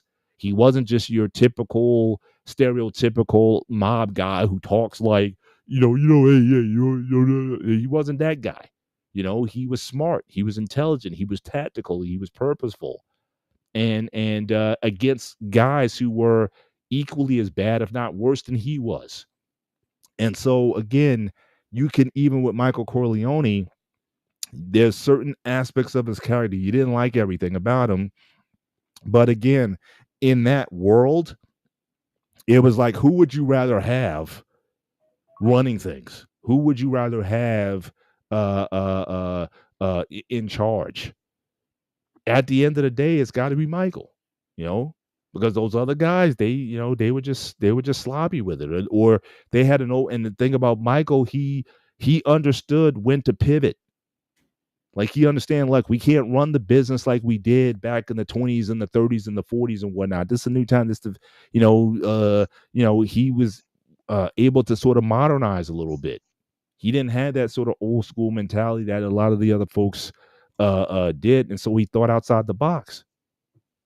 So again, you can appreciate his intelligence, even though his personal, he couldn't let go like Betrayal. That was the thing. If you crossed him, he just couldn't think outside of that in order to think smarter about things. And again, it led to the death of Fredo, and then ultimately in Godfather 3, it led to the death of his daughter and everything else. So, he's a tragic, complicated figure, but again, a very human figure that you can empathize with. So yeah, I would say the Corleones as a whole, yes, I was definitely rooting for them out of all the mob movies. Everybody else, like I said, the guys in Casino, they were all monsters. I mean, they were all like all of those guys. I mean, I didn't, the death scene in Casino at the end when Pecci and his brother get whacked in the most brutal terms. Yeah, it was gruesome. But at the same time, I'm kind of saying to myself, well, yeah, he deserved it because the guy was a monster, terrorizing people. I'm And going to throw a so, monkey wrench to this. Paul yeah, already has. American Gangsters. Do you see that? Remember that one? yes. That is a perfect example of getting too sloppy because I don't remember the main character who played the mom. Who was it? Yeah, Denzel Washington, and he played um oh geez, I'm having a No, who brain freeze. Denzel played. Yeah. So he got very, very sloppy in the movie. If you remember, he was buying the Um well, corpse. He was go ahead. I don't know if he got slot. I mean, certainly again, the people who he brought in, I mean, he brought his family in to run things, but his family got sloppy. Because he tried to teach those guys, and a lot of those guys were he's like, I'm gonna move my whole family up from Alabama, or whatever. And some of those guys got sloppy in a lot of the dealings that they that they were doing. So I think that was more so his. And like I said, but that happens in all the mob movies. Like oftentimes it's either if it's not the boss's move, it's an underling, like the weakest link in the chain. And I think that's one of the reasons why either in the mob or in the movies, that's why again it's always about trying to cut off that weakling in the chain, because those could be the guys who snitch, or those are the guys who could do things stupidly. You have the conversation in an area that's not private, and you realize you're not realize that you're getting wiretapped, and all these things that ultimately bring these people down. It's always some incompetence of something, or an overconfidence by the boss that ultimately leads to the downturn in the film. So it's not always the boss or the main guy in the film. Sometimes it's just something done by somebody. The feds get some evidence or something, and then that's like their opening, and then that's how they then work it from there. Another one that is based on mafia movies, but it's not really either. Public Enemy Number One. I've heard of the movie. I might have watched that one. It's probably been a long time since I watched it. Yeah, and But another one I just got into recently. I just want for first episode is Peak Billard. It's on Netflix. It's a Netflix series. It's on season 6 already. The first episode was really good, actually. I can't give credit for that. right. So Now let me ask you this: go do ahead. you think of the why am I having a brain freeze tonight? It's You're getting old. the assassin. I know that must be it. Um, the movie with the gun fu movie with um Keanu Reeves. What was the series that we're talking about? Oh God, what is it called? John Wick. Do you think is that a mafia movie, an Absolutely, organized crime movie? Yeah. absolutely, So 100%. So one thing I He's want a to hitman. ask is I got two questions to ask. And the latter question might be at the end of the film. I mean, at the end of the show. One, your Mount Rushmore of mob movies, or well, I would say your Mount Rushmore of mob movies, specifically the American Mafia, and your Mount Rushmore of organized crime movies, meaning you can add movies that are not of the Italian mob. So like the two that you mentioned, American Gangster and The Departed, right? That's not Mhm. technically that's not the Italian mafia or some other movie that deals with organized crime. You can even look at the Wolverine movie where he goes to Japan and he's got to deal with the yakuza and all that kind of whatever. However you want to phrase it, you can put them, rank those movies at the end. But one question I want to ask is, um, I think out of any ethnic group, we talked about that. Yes, organized crime exists in a lot of different countries and nations. It's in Africa, it's in Asia, it's in I'm sure Greece. Oh yeah, they have one in Greece. So, but the Italian mafia is the only one that's like it's like the one that's most closely associated with a people.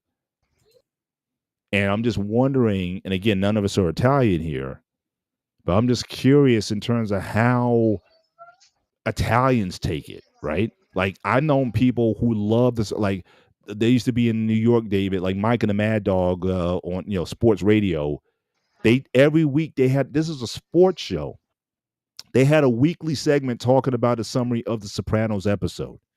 It was Mike's Francesa and Christopher Mad Dog Russo, two Italian guys who loved the series, who loved the thing. I will say Even this. even though you would think, wouldn't this be a negative blight on Italian people if the first thing if you were to say Italian, like what's the first things that come to your mind? Probably in the first five things you may mention is possibly the mob or mafia or something might be. I mean, as a people, why would you want to be associated with that? I don't know, but it just seems like for a lot of like yes, I've seen some Italian American organizations saying boycott the Sopranos. I've seen some, but not in mass. But I'm saying if your people are Personally, so associated with organized crime, why would you support that? I guess I never quite got the association because I certainly wouldn't want to as a Black American. I wouldn't want to be associated with the Crips and the Bloods. So why is this sort of I don't know. I don't know if it's acceptance, but it definitely seems to be an association that I'm always kind of confused at. so personally, I never seen any Italian say boycott the Sopranos. They were going crazy for it. You couldn't get enough. Same thing with Jersey Shore. They couldn't get enough of that shit. Don't ask me why. Like I said earlier in the beginning of the show, every Italian person that I ever come across and ever met, and I always joke around with, "Oh, you part of the mob?" Like, actually, I have family in it. I'm like, really? And like every single person I meet says that to me. Every Italian person. It doesn't matter if they're Sicilian or whatever. They always say that for some Mhm. weird reason. I don't understand that. But if I had a why, the big why question you have in here now is to me personally, I would say is mostly because it's cool. The mobster, it has a class to it. The suit, the cigar, the women, the cars, the money. Now you bring gangsters in it. I mean, Crips and Blood. There's nothing cool about that. I'm like, okay, you're a part of a bang ganging. Well, the only thing I I would don't say see. to that, I think there's maybe some segments may think that kind of life is cool because again, especially when we talk about rap music, a lot of that stuff, a lot of these guys are former gangbangers or whatever. There's a lot of there's Snoop Dogg. there's a lot of association there. So I don't know if it's especially with younger people, or in fact, if the fact that you got people who rap about it who aren't even from that life should tell you Yeah. something about it. Snoop Dogg is a great example. He was a Crip, I believe, at one time. And he singed it, he lived it, and everything.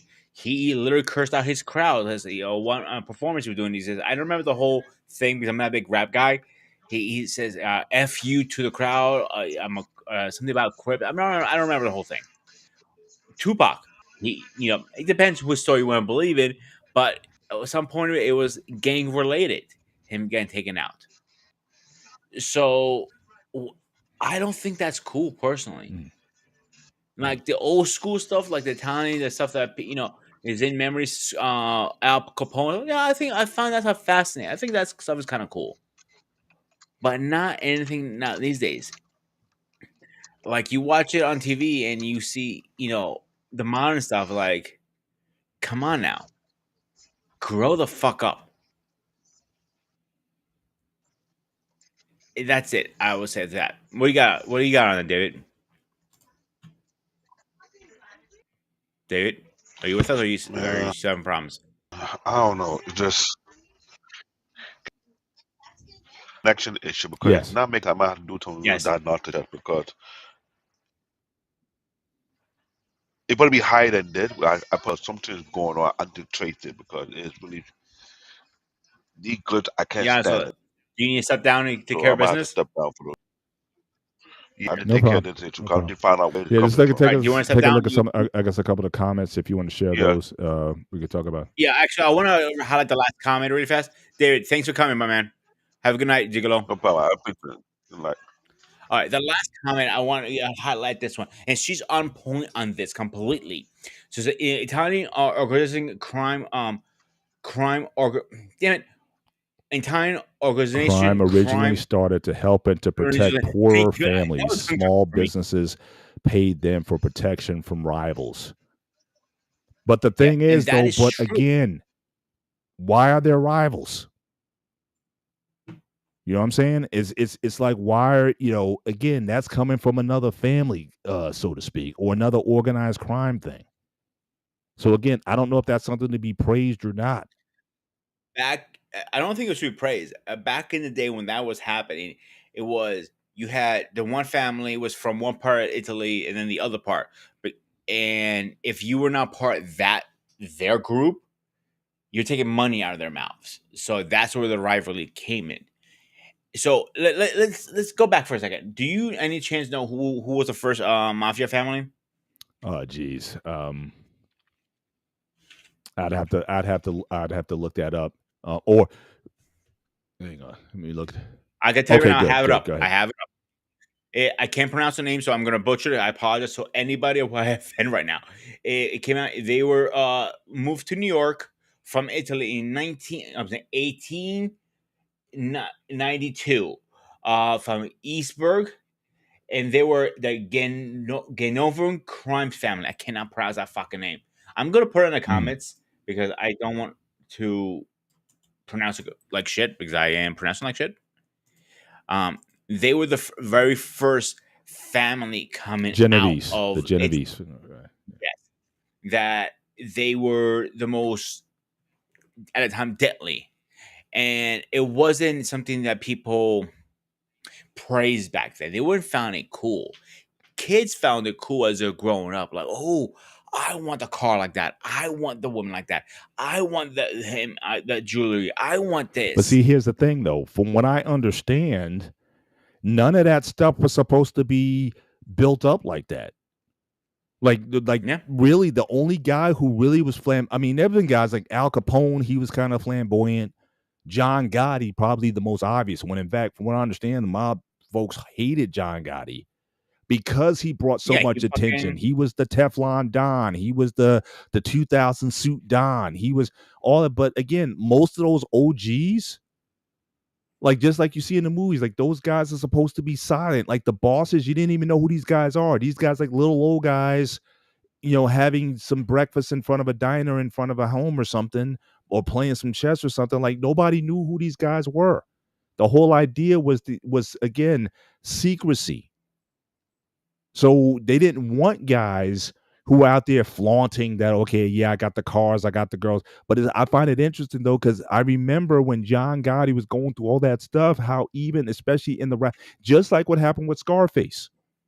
I think if you look at Scarface, the movie Scarface with Al Pacino and John Gotti, that had a major influence on rap and hip hop music because again, they were almost looked at as sort of the anti-heroes. These were the guys who said put a middle agree. finger up to the man, to the police, to the justice As the system. police, pretty much. That's where Because the song came from. because again, black people were also at the same time being screwed by the justice system.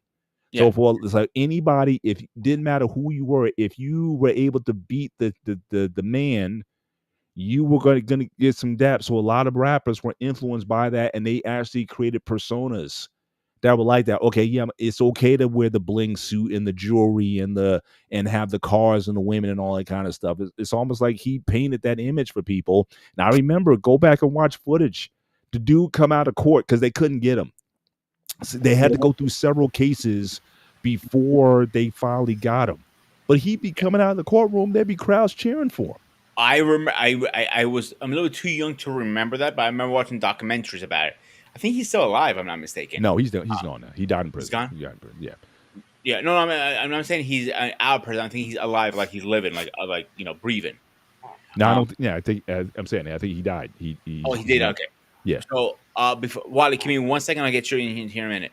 So, one comment I'd like to bring up is our little devil here. I like calling her. They will always be rivals in life. People fight over land, friends, significant others, family, and money. The key word money. The rivalry comes down to money. End of the day, it doesn't matter which side you're. If you were Gandino, Gachuchu, Kuchu, whatever family you're fucking from, if somebody's taking money from you, you're going after the goddamn juggler. I don't give a shit who you are, and that's how they Well, look. it's not even taking money away. It's if someone is making more. I mean, a lot of these robberies, like people making more than you. It's like, oh, they got a racket going on, and you think you want a part of it because that's the whole thing. They always someone finds a deal or a line where they can make money. People want to jump on that and make it too. So I think it's always, it's not just that someone's trying. People come in and try to take out what you're doing. Yeah. Before Wally, I want to say one last thing. When it comes to money, Mafia has proven it 100% true. Anybody will kill your own family member for that, and it's sad. Wally, you got the floor. What's up, brother? Wally, you have the mic on? Okay. Sorry about that. Great. You're good. What's going on? What's your take on this? What's going on, everybody? Okay, so where are we in this conversation that I'm late to? We're right now. We were going over why is one family going after the other families. The power of control. I say money, but I take that. I mean, yeah, but notice one thing: the power of control is also money. Yeah, that's the famous line from Scarface, right? Yeah. Thank you. So first you got to get the money first.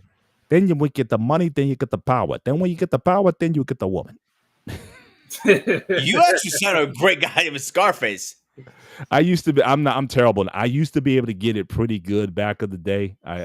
Scar, because again, that voice that Al Pacino had in the movie, and you did the facial expressions and everything. I'm like, oh my, don't you just had the things down. We would always kind of play with the voices. We knew Scarface. We knew like straight lines, like whole section of lines. We would mimic from the movie. So we had a lot of fun with that. I mean, but yeah.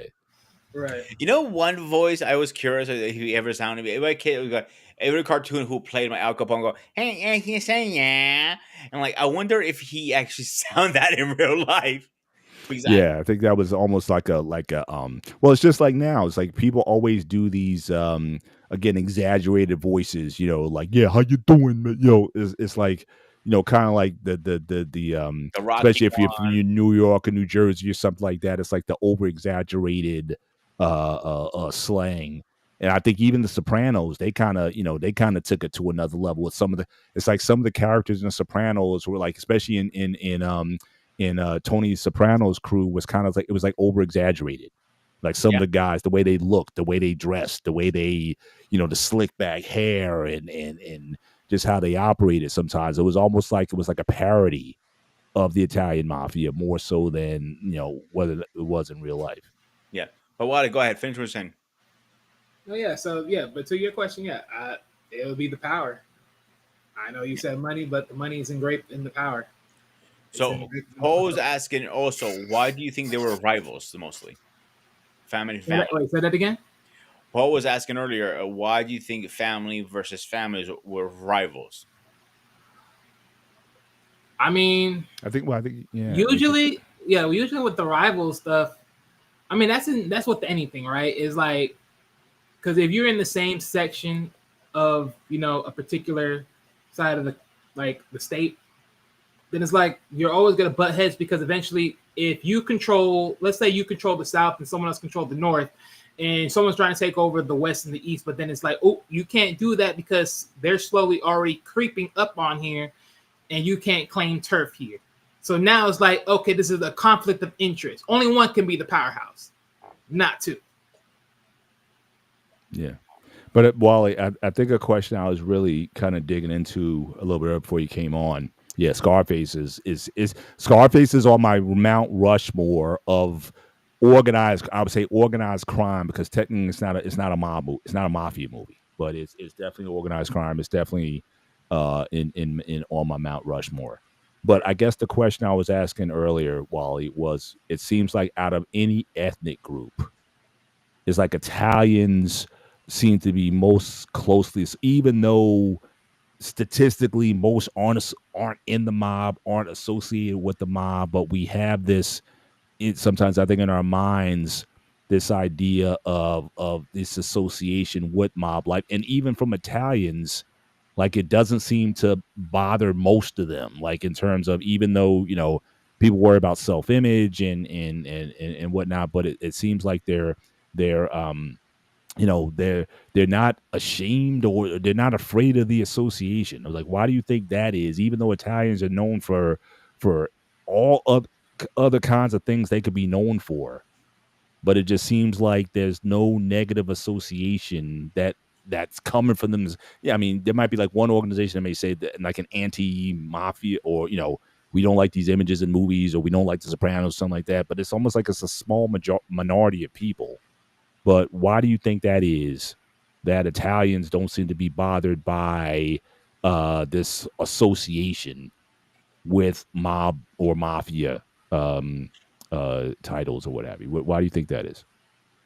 Well, if I had to be bluntly honest here, it would simply be because they know it's them and the family against the world. Mm. Think about it. Think about it. In every case, in everybody's household, is you, your family, and against the world. The way you handle your bills, the way you handle life, people trespassing, or stuff like that, is you against the world. So I think that's the reason why they don't care, because it's like, we already know in this household it's us against the world and anyone else that try to go against us. So there's no caring, because we already a team. It don't matter you label them mafia or not. This household, this unit that we are formed under this name, this family is already a unit that is trying to win, and by any means. So I think that's why there's no caring to it, because it's like, regardless of the title or no title, this is what they'll do anyways. Interesting. He does have a good point there, Paul, if you really think about it. Yeah, you agree? Yeah, you agree with that, Pete? Yeah, I agree 100%. Yeah, it's always been interesting to me that dynamic, but I never looked at it in that context of us against the world sort of thing. But I just know, like, for example, like me and Wally being black here, like, no, we wouldn't necessarily like it if people associated gang life with being black. Right. And I don't know if that's necessarily an us against the world thing, or do you think that even maybe with younger people, with, like said, the rap hip hop generation, is that true? Do some people look at it that way? Honestly, I truly do look at it in the same contextual, because think about it. It's like, if everyone truly told you, did they really wanted to be a part of this street life? Most people would probably tell you no. They try to probably do the right thing. But it's like, okay, but you forced me here. So now guess what? It's neither I fight for myself to survive, or I stay here. Guess what I chose to do? I try to fight to survive. It's me against the world. Yeah. It's funny you said that, Wally, because I hear a lot of people, younger guys, crowd says, I'm from the streets, from the streets. Most people don't know what the hell that means, first of all. Second of all, the guys who are from the street, you can see in their face, they wish they never end up on the street and go through that lifestyle. The people who are not on the street, they think it's cool because they see it on movies and TVs, and it's not what movie and TVs show in real life. Yeah, I mean, well, I always say there's a person that's from the streets, and then there's a person that's a thug. There's like I heard that phrase being said before. It's like there's a street dude that roams through the streets, through the neighborhood, and then there's a thug that operates within the streets of the neighborhood. So it's like there's two different factor points of how you want to title that overall. But yeah, it all just goes straight down to just like understanding, like if you're in the streets, something, but you just don't say because it's like you understand where that is. Yeah, like when I worked in a prison, I worked with a lot of gang members, and the one biggest rule that everybody had in that: you do not fucking rat. When you get rat, you get from PC, protective custody, and if they don't get you're getting your ass jumped in there. And too many fights I saw over that stuff. Yeah, because the guy. But that's the thing. Also with the mob movie, that's what makes them also interesting. I said, in one aspect, the interesting thing is who survives. The second thing in a mob movie is who rats, right? It's like every most of the movie, somebody is going to. Oh, nice haircut, bro. Seriously. Yeah, thanks. You're one step closer to joining the 7Bs. So I just appreciate the look. But the face with no beard, I don't know, man. You look clean, don't worry about it. clean. I will be back soon enough later. Clean, but right clean. now, I'll be longer by then. You look very handsome. You think it'll take me this long to get this back? Oh, come on. Yeah. My beard's gonna be down to here by the time you get it done. Sure. Okay. You haven't seen how fast my beard grows. Seriously. Okay. But that's the intrigue, right? Who's the common theme? Who's going to be the betrayer, right? Because everybody talks about loyalty. That's almost like a definitive thing. It's built on loyalty and trust and everything. But then everybody's trying to screw somebody else. And again, somebody at the end of the day is going to rat. Someone's going to turn. Someone's going to feel betrayed. And so I'm like, that's the thing. Who's the weakest link in the chain, or who the feds can get to say, look, you don't cooperate or whatever. And sometimes it's a mix. It's like the feds get to them and say, oh, and by the way, and they're gonna whack your brother or something in the end. So you're better off dealing with us than dealing with them. I'll be like, oh, well, because what happened with Sammy the Bull, they were tapping Gotti. And they played to him what Gotti was saying about Sammy the Bull. And Sammy the Bull was like, oh, that's how he really feels about it. Okay, then I'm going to get you before they get me. And then boom, it ultimately led to that, to those conclusions, in life, not just in the film world. But I just find it ironic how, again, as much as they talk about that in the films, it's the disloyalty or the fracturing of the rules that they set there that ultimately leads to people getting deleted or organizations collapsing or going to prison or what have you. So I just find that whole dynamic to be something that's like, how you guys really aren't really good at this. So one thing before we close out for tonight is, and this last comment actually came to my mind when you mentioned this at all, is what is the most daedalus mobsters out there is the cartels. Nobody wants to fuck with those guys. They're fucking psychotic motherfuckers. Yeah. But we don't have nearly, in my, again, I don't know the full, you don't get, I don't think nearly as many cartel movies as you do mob ones. And even with the cartels, it's like they're kind of like out of the country. So I'm talking about Americans of any stripe, whatever you label yourself, whatever you hyphenated American that you are. Even cartels, they tend to operate like below the border, below the southern border, so to speak. So it's like, in a way, it's almost like that's not connected to you directly. But with mob movies, these are Americans who are like in your streets, in your neighborhoods or whatever, and this association that, okay, like every other guy is either in the mob or knows somebody who's in the mob, which again, I would think on the numbers, I don't think it's necessarily true because I don't think there's that many mob members anymore.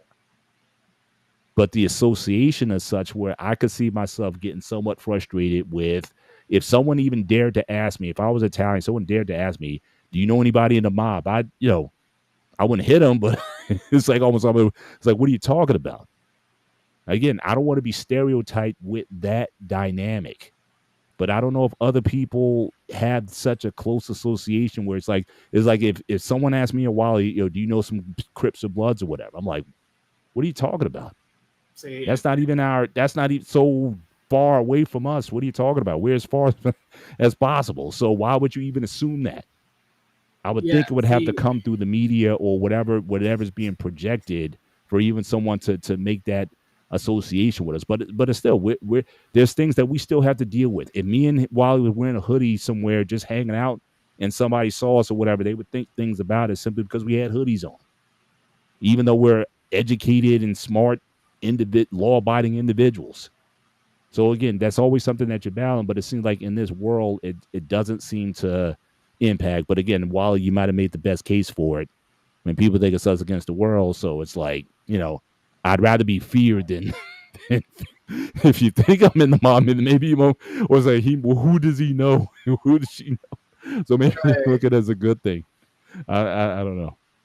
Yeah, look, because I'll even say it like this, right? Because even when you went back to the idea of portrayal, right? Because I always remember this through an anime, and this anime coalition or organization, right? They reference themselves as like a team that reference the icon of the spider, and we all know like you can cut off a leg, that's easy.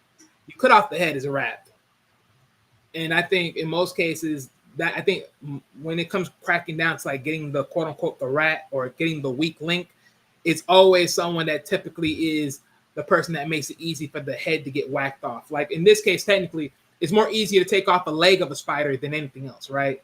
It's like more of the weaker. It's like a nice, easy point, even though it's not the finishing blow, but it's a nice, easy point because it's the blow that's going to help you be able to have enough time to make the dagger stick and make sure it's the final blow.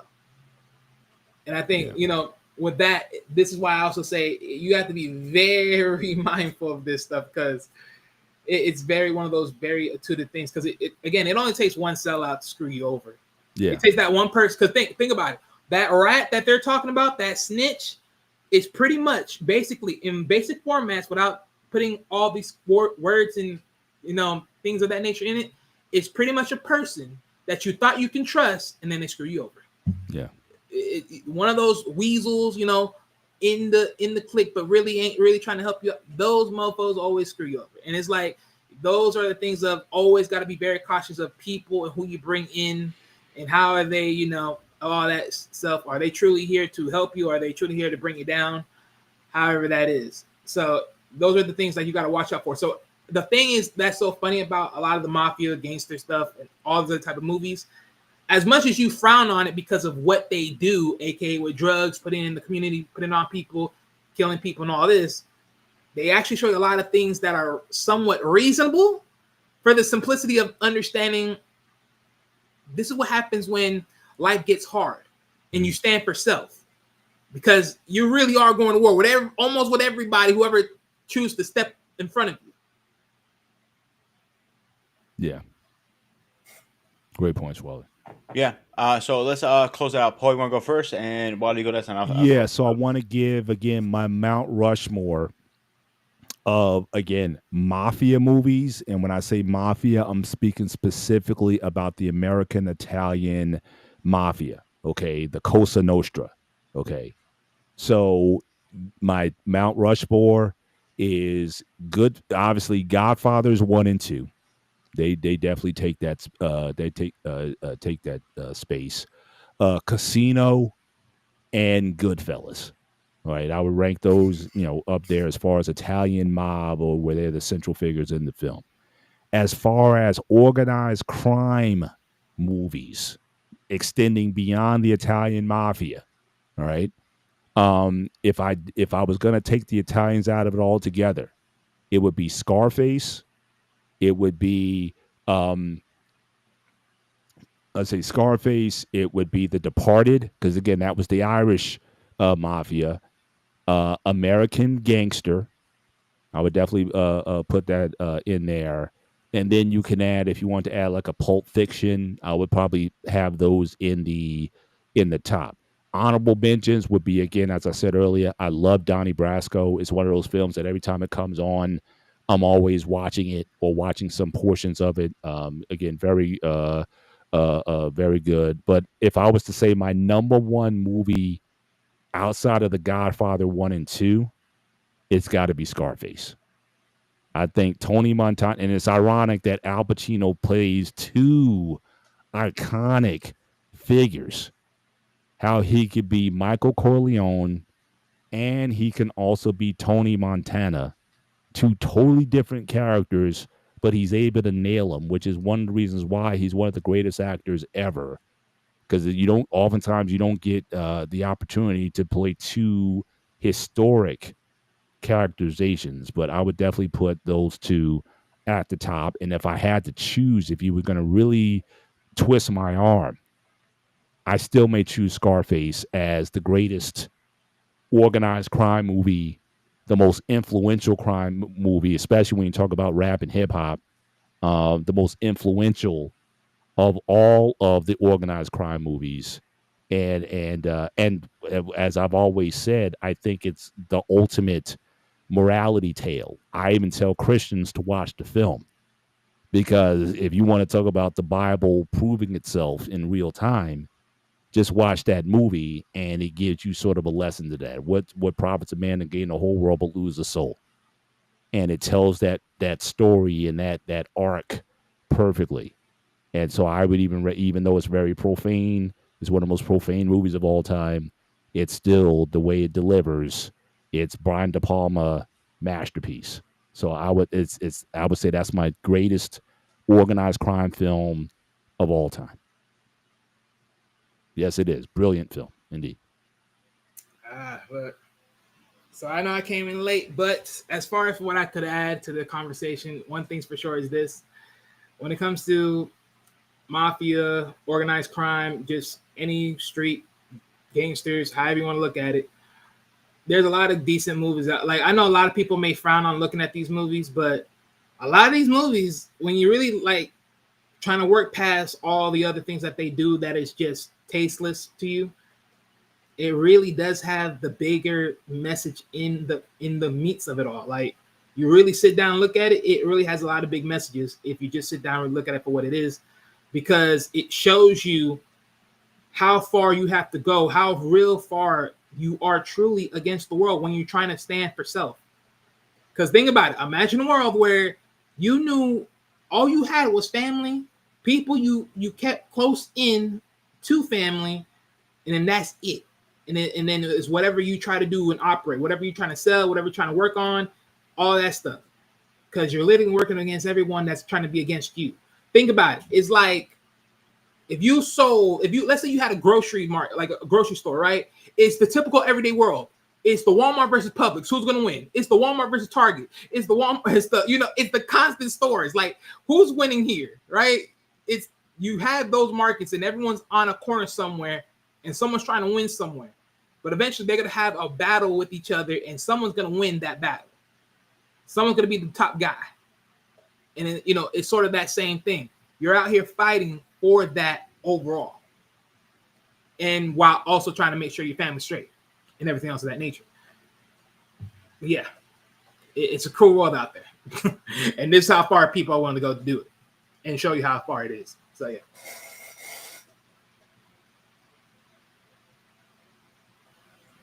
I think we had a great conversation tonight. I think we agreed on a lot of stuff and disagreed on a few things. But I still find that era very fascinating. Their lifestyle is fascinating. Would I ever do it? Hell no. I'm too chicken shit to do it. But I think it's fascinating. So let's do a quick schedule update and let's get that cat out of here. So tomorrow we're doing the gray area part 2 of what does love mean to you. Paul and myself and our friend Boss Man will be joining us tomorrow. I'm looking forward to where this conversation is going tomorrow. And on Thursday, we're going to do one of my favorite animes, and I might pop my little squeaky cat into that conversation. Techno Man, the Forgetting Hero. It is something I grew up on. I love Techno Man. I think it has not got justice of this series, and I wish we had a round 2 to give it a fair chance. On Thursday, we're going to be talking the backbone of a family. Celebrate the straight wife. And this is for Eric because me and Eric have been arguing lately about Batman stuff. We'll be talking about next week Batman, The Dark Knight, surely the whole thing. I mean, from Trilogy. 85 to everything. So yes, Eric, I also say it.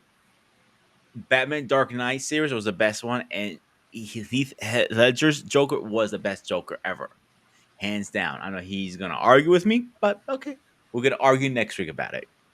What Um, argument will he have? he liked Jack the 85 Jack 89. He likes look. Batman 89 is still my favorite Batman film. I appreciate the Christopher Nolan series, Mhm. but Batman 89, that was one of those films that, again, there's certain films that the entire comic book genre hinges on, and I can name 3 of them. Superman 78, and it's ironic because these films are about 11 years apart. Superman 78, Batman 89, Spider-Man 2002. Those are like the pillars for which all other what we know of in this comic book space, if those movies didn't pop off, I don't think we'd have what we have today. So again, those I'll are give the you that. those I'll are the give you G's that really help to launch it and not make it look stupid or what have you. So I The would only have to thing I would say was Batman 85 was 89. 89 was the breaking point for comic book movies. Not going to deny, was more based on the anime series and the comic book at the time. But the Dark Knight is more foundation to the original character it was back in the day. The only thing I want to say before we go, to our buddy over here, hope you like. I'm happy you like the stream. I hope you think about prescribing. We have a lot more content coming up. We are streaming 4 days a week. We're looking to add more days to the network. Please just hit the sub button. It will really help me out. Help the guys out. We're a team here. I don't do this by myself. I can't do this without him, and I can't do it without him. We're a team. Except that, Paul. Anything else? Nope, we're good. Great discussion. Wally. Oh, real quick, Wally, did you see Cap yet? Hmm? Did you see Cap yet? Oh, the newest movie already out already? Yeah, it came out. Where you been? Hey, look, man, I have so much going on. I don't got time for movies like I used to. Like, that's how hard it is to be like. I'm rocking the Captain America shirt today. Yeah. I just didn't know if it dropped yet. Oh yeah, it came out. It came out yesterday. So I saw it today. So we gotta build into it. I just came before I got on tonight. I was in a 3-hour. I went with 3 other guys, so we had a 3-hour discussion on the film. So I not thought any definitely giving any gonna have to spoilers, watch but it. it's definitely something worth having a discussion on. Yeah, I definitely gotta watch it though. I definitely gotta watch it because that Watch is one it. of the movies I You gotta know what? put Let's on do my this. list. You, Wally, watch it. I'll try to get to the movie theaters with my busy schedule. And I'm more than likely I'm going to see it again because my daughter wants to see. She comes home from college next weekend, so we're going to see it again. So Yeah, I was gonna say let's try all of us to go watch it. And maybe we can have the live debate on it online on one of our shows. I'm gonna try. Can't promise anything on that one. Except that, guys, this was the Spartan Institute Network. This is the Upper Institute Hangout Show. Please do us a favor, hit the like, share, and subscribe. As always, stay fresh, stay safe. And Eric, we're gonna argue next week about that because you're ready to get warmed up because you're gonna lose the debate. All right, guys. Okay, look, I ain't gonna lie, real quick. Look, I just had to look up just to make sure what Batman you was talking about. Look, Eric, as much that may be the classic, I can't agree with you, my man. I can't agree with you. All right, we're gonna have this argument tomorrow, guys. I'll see you guys next week. Actually, I'll see you guys tomorrow in the Gray Area. yes, As always, stay fresh, stay safe, and I'll see you in the next one.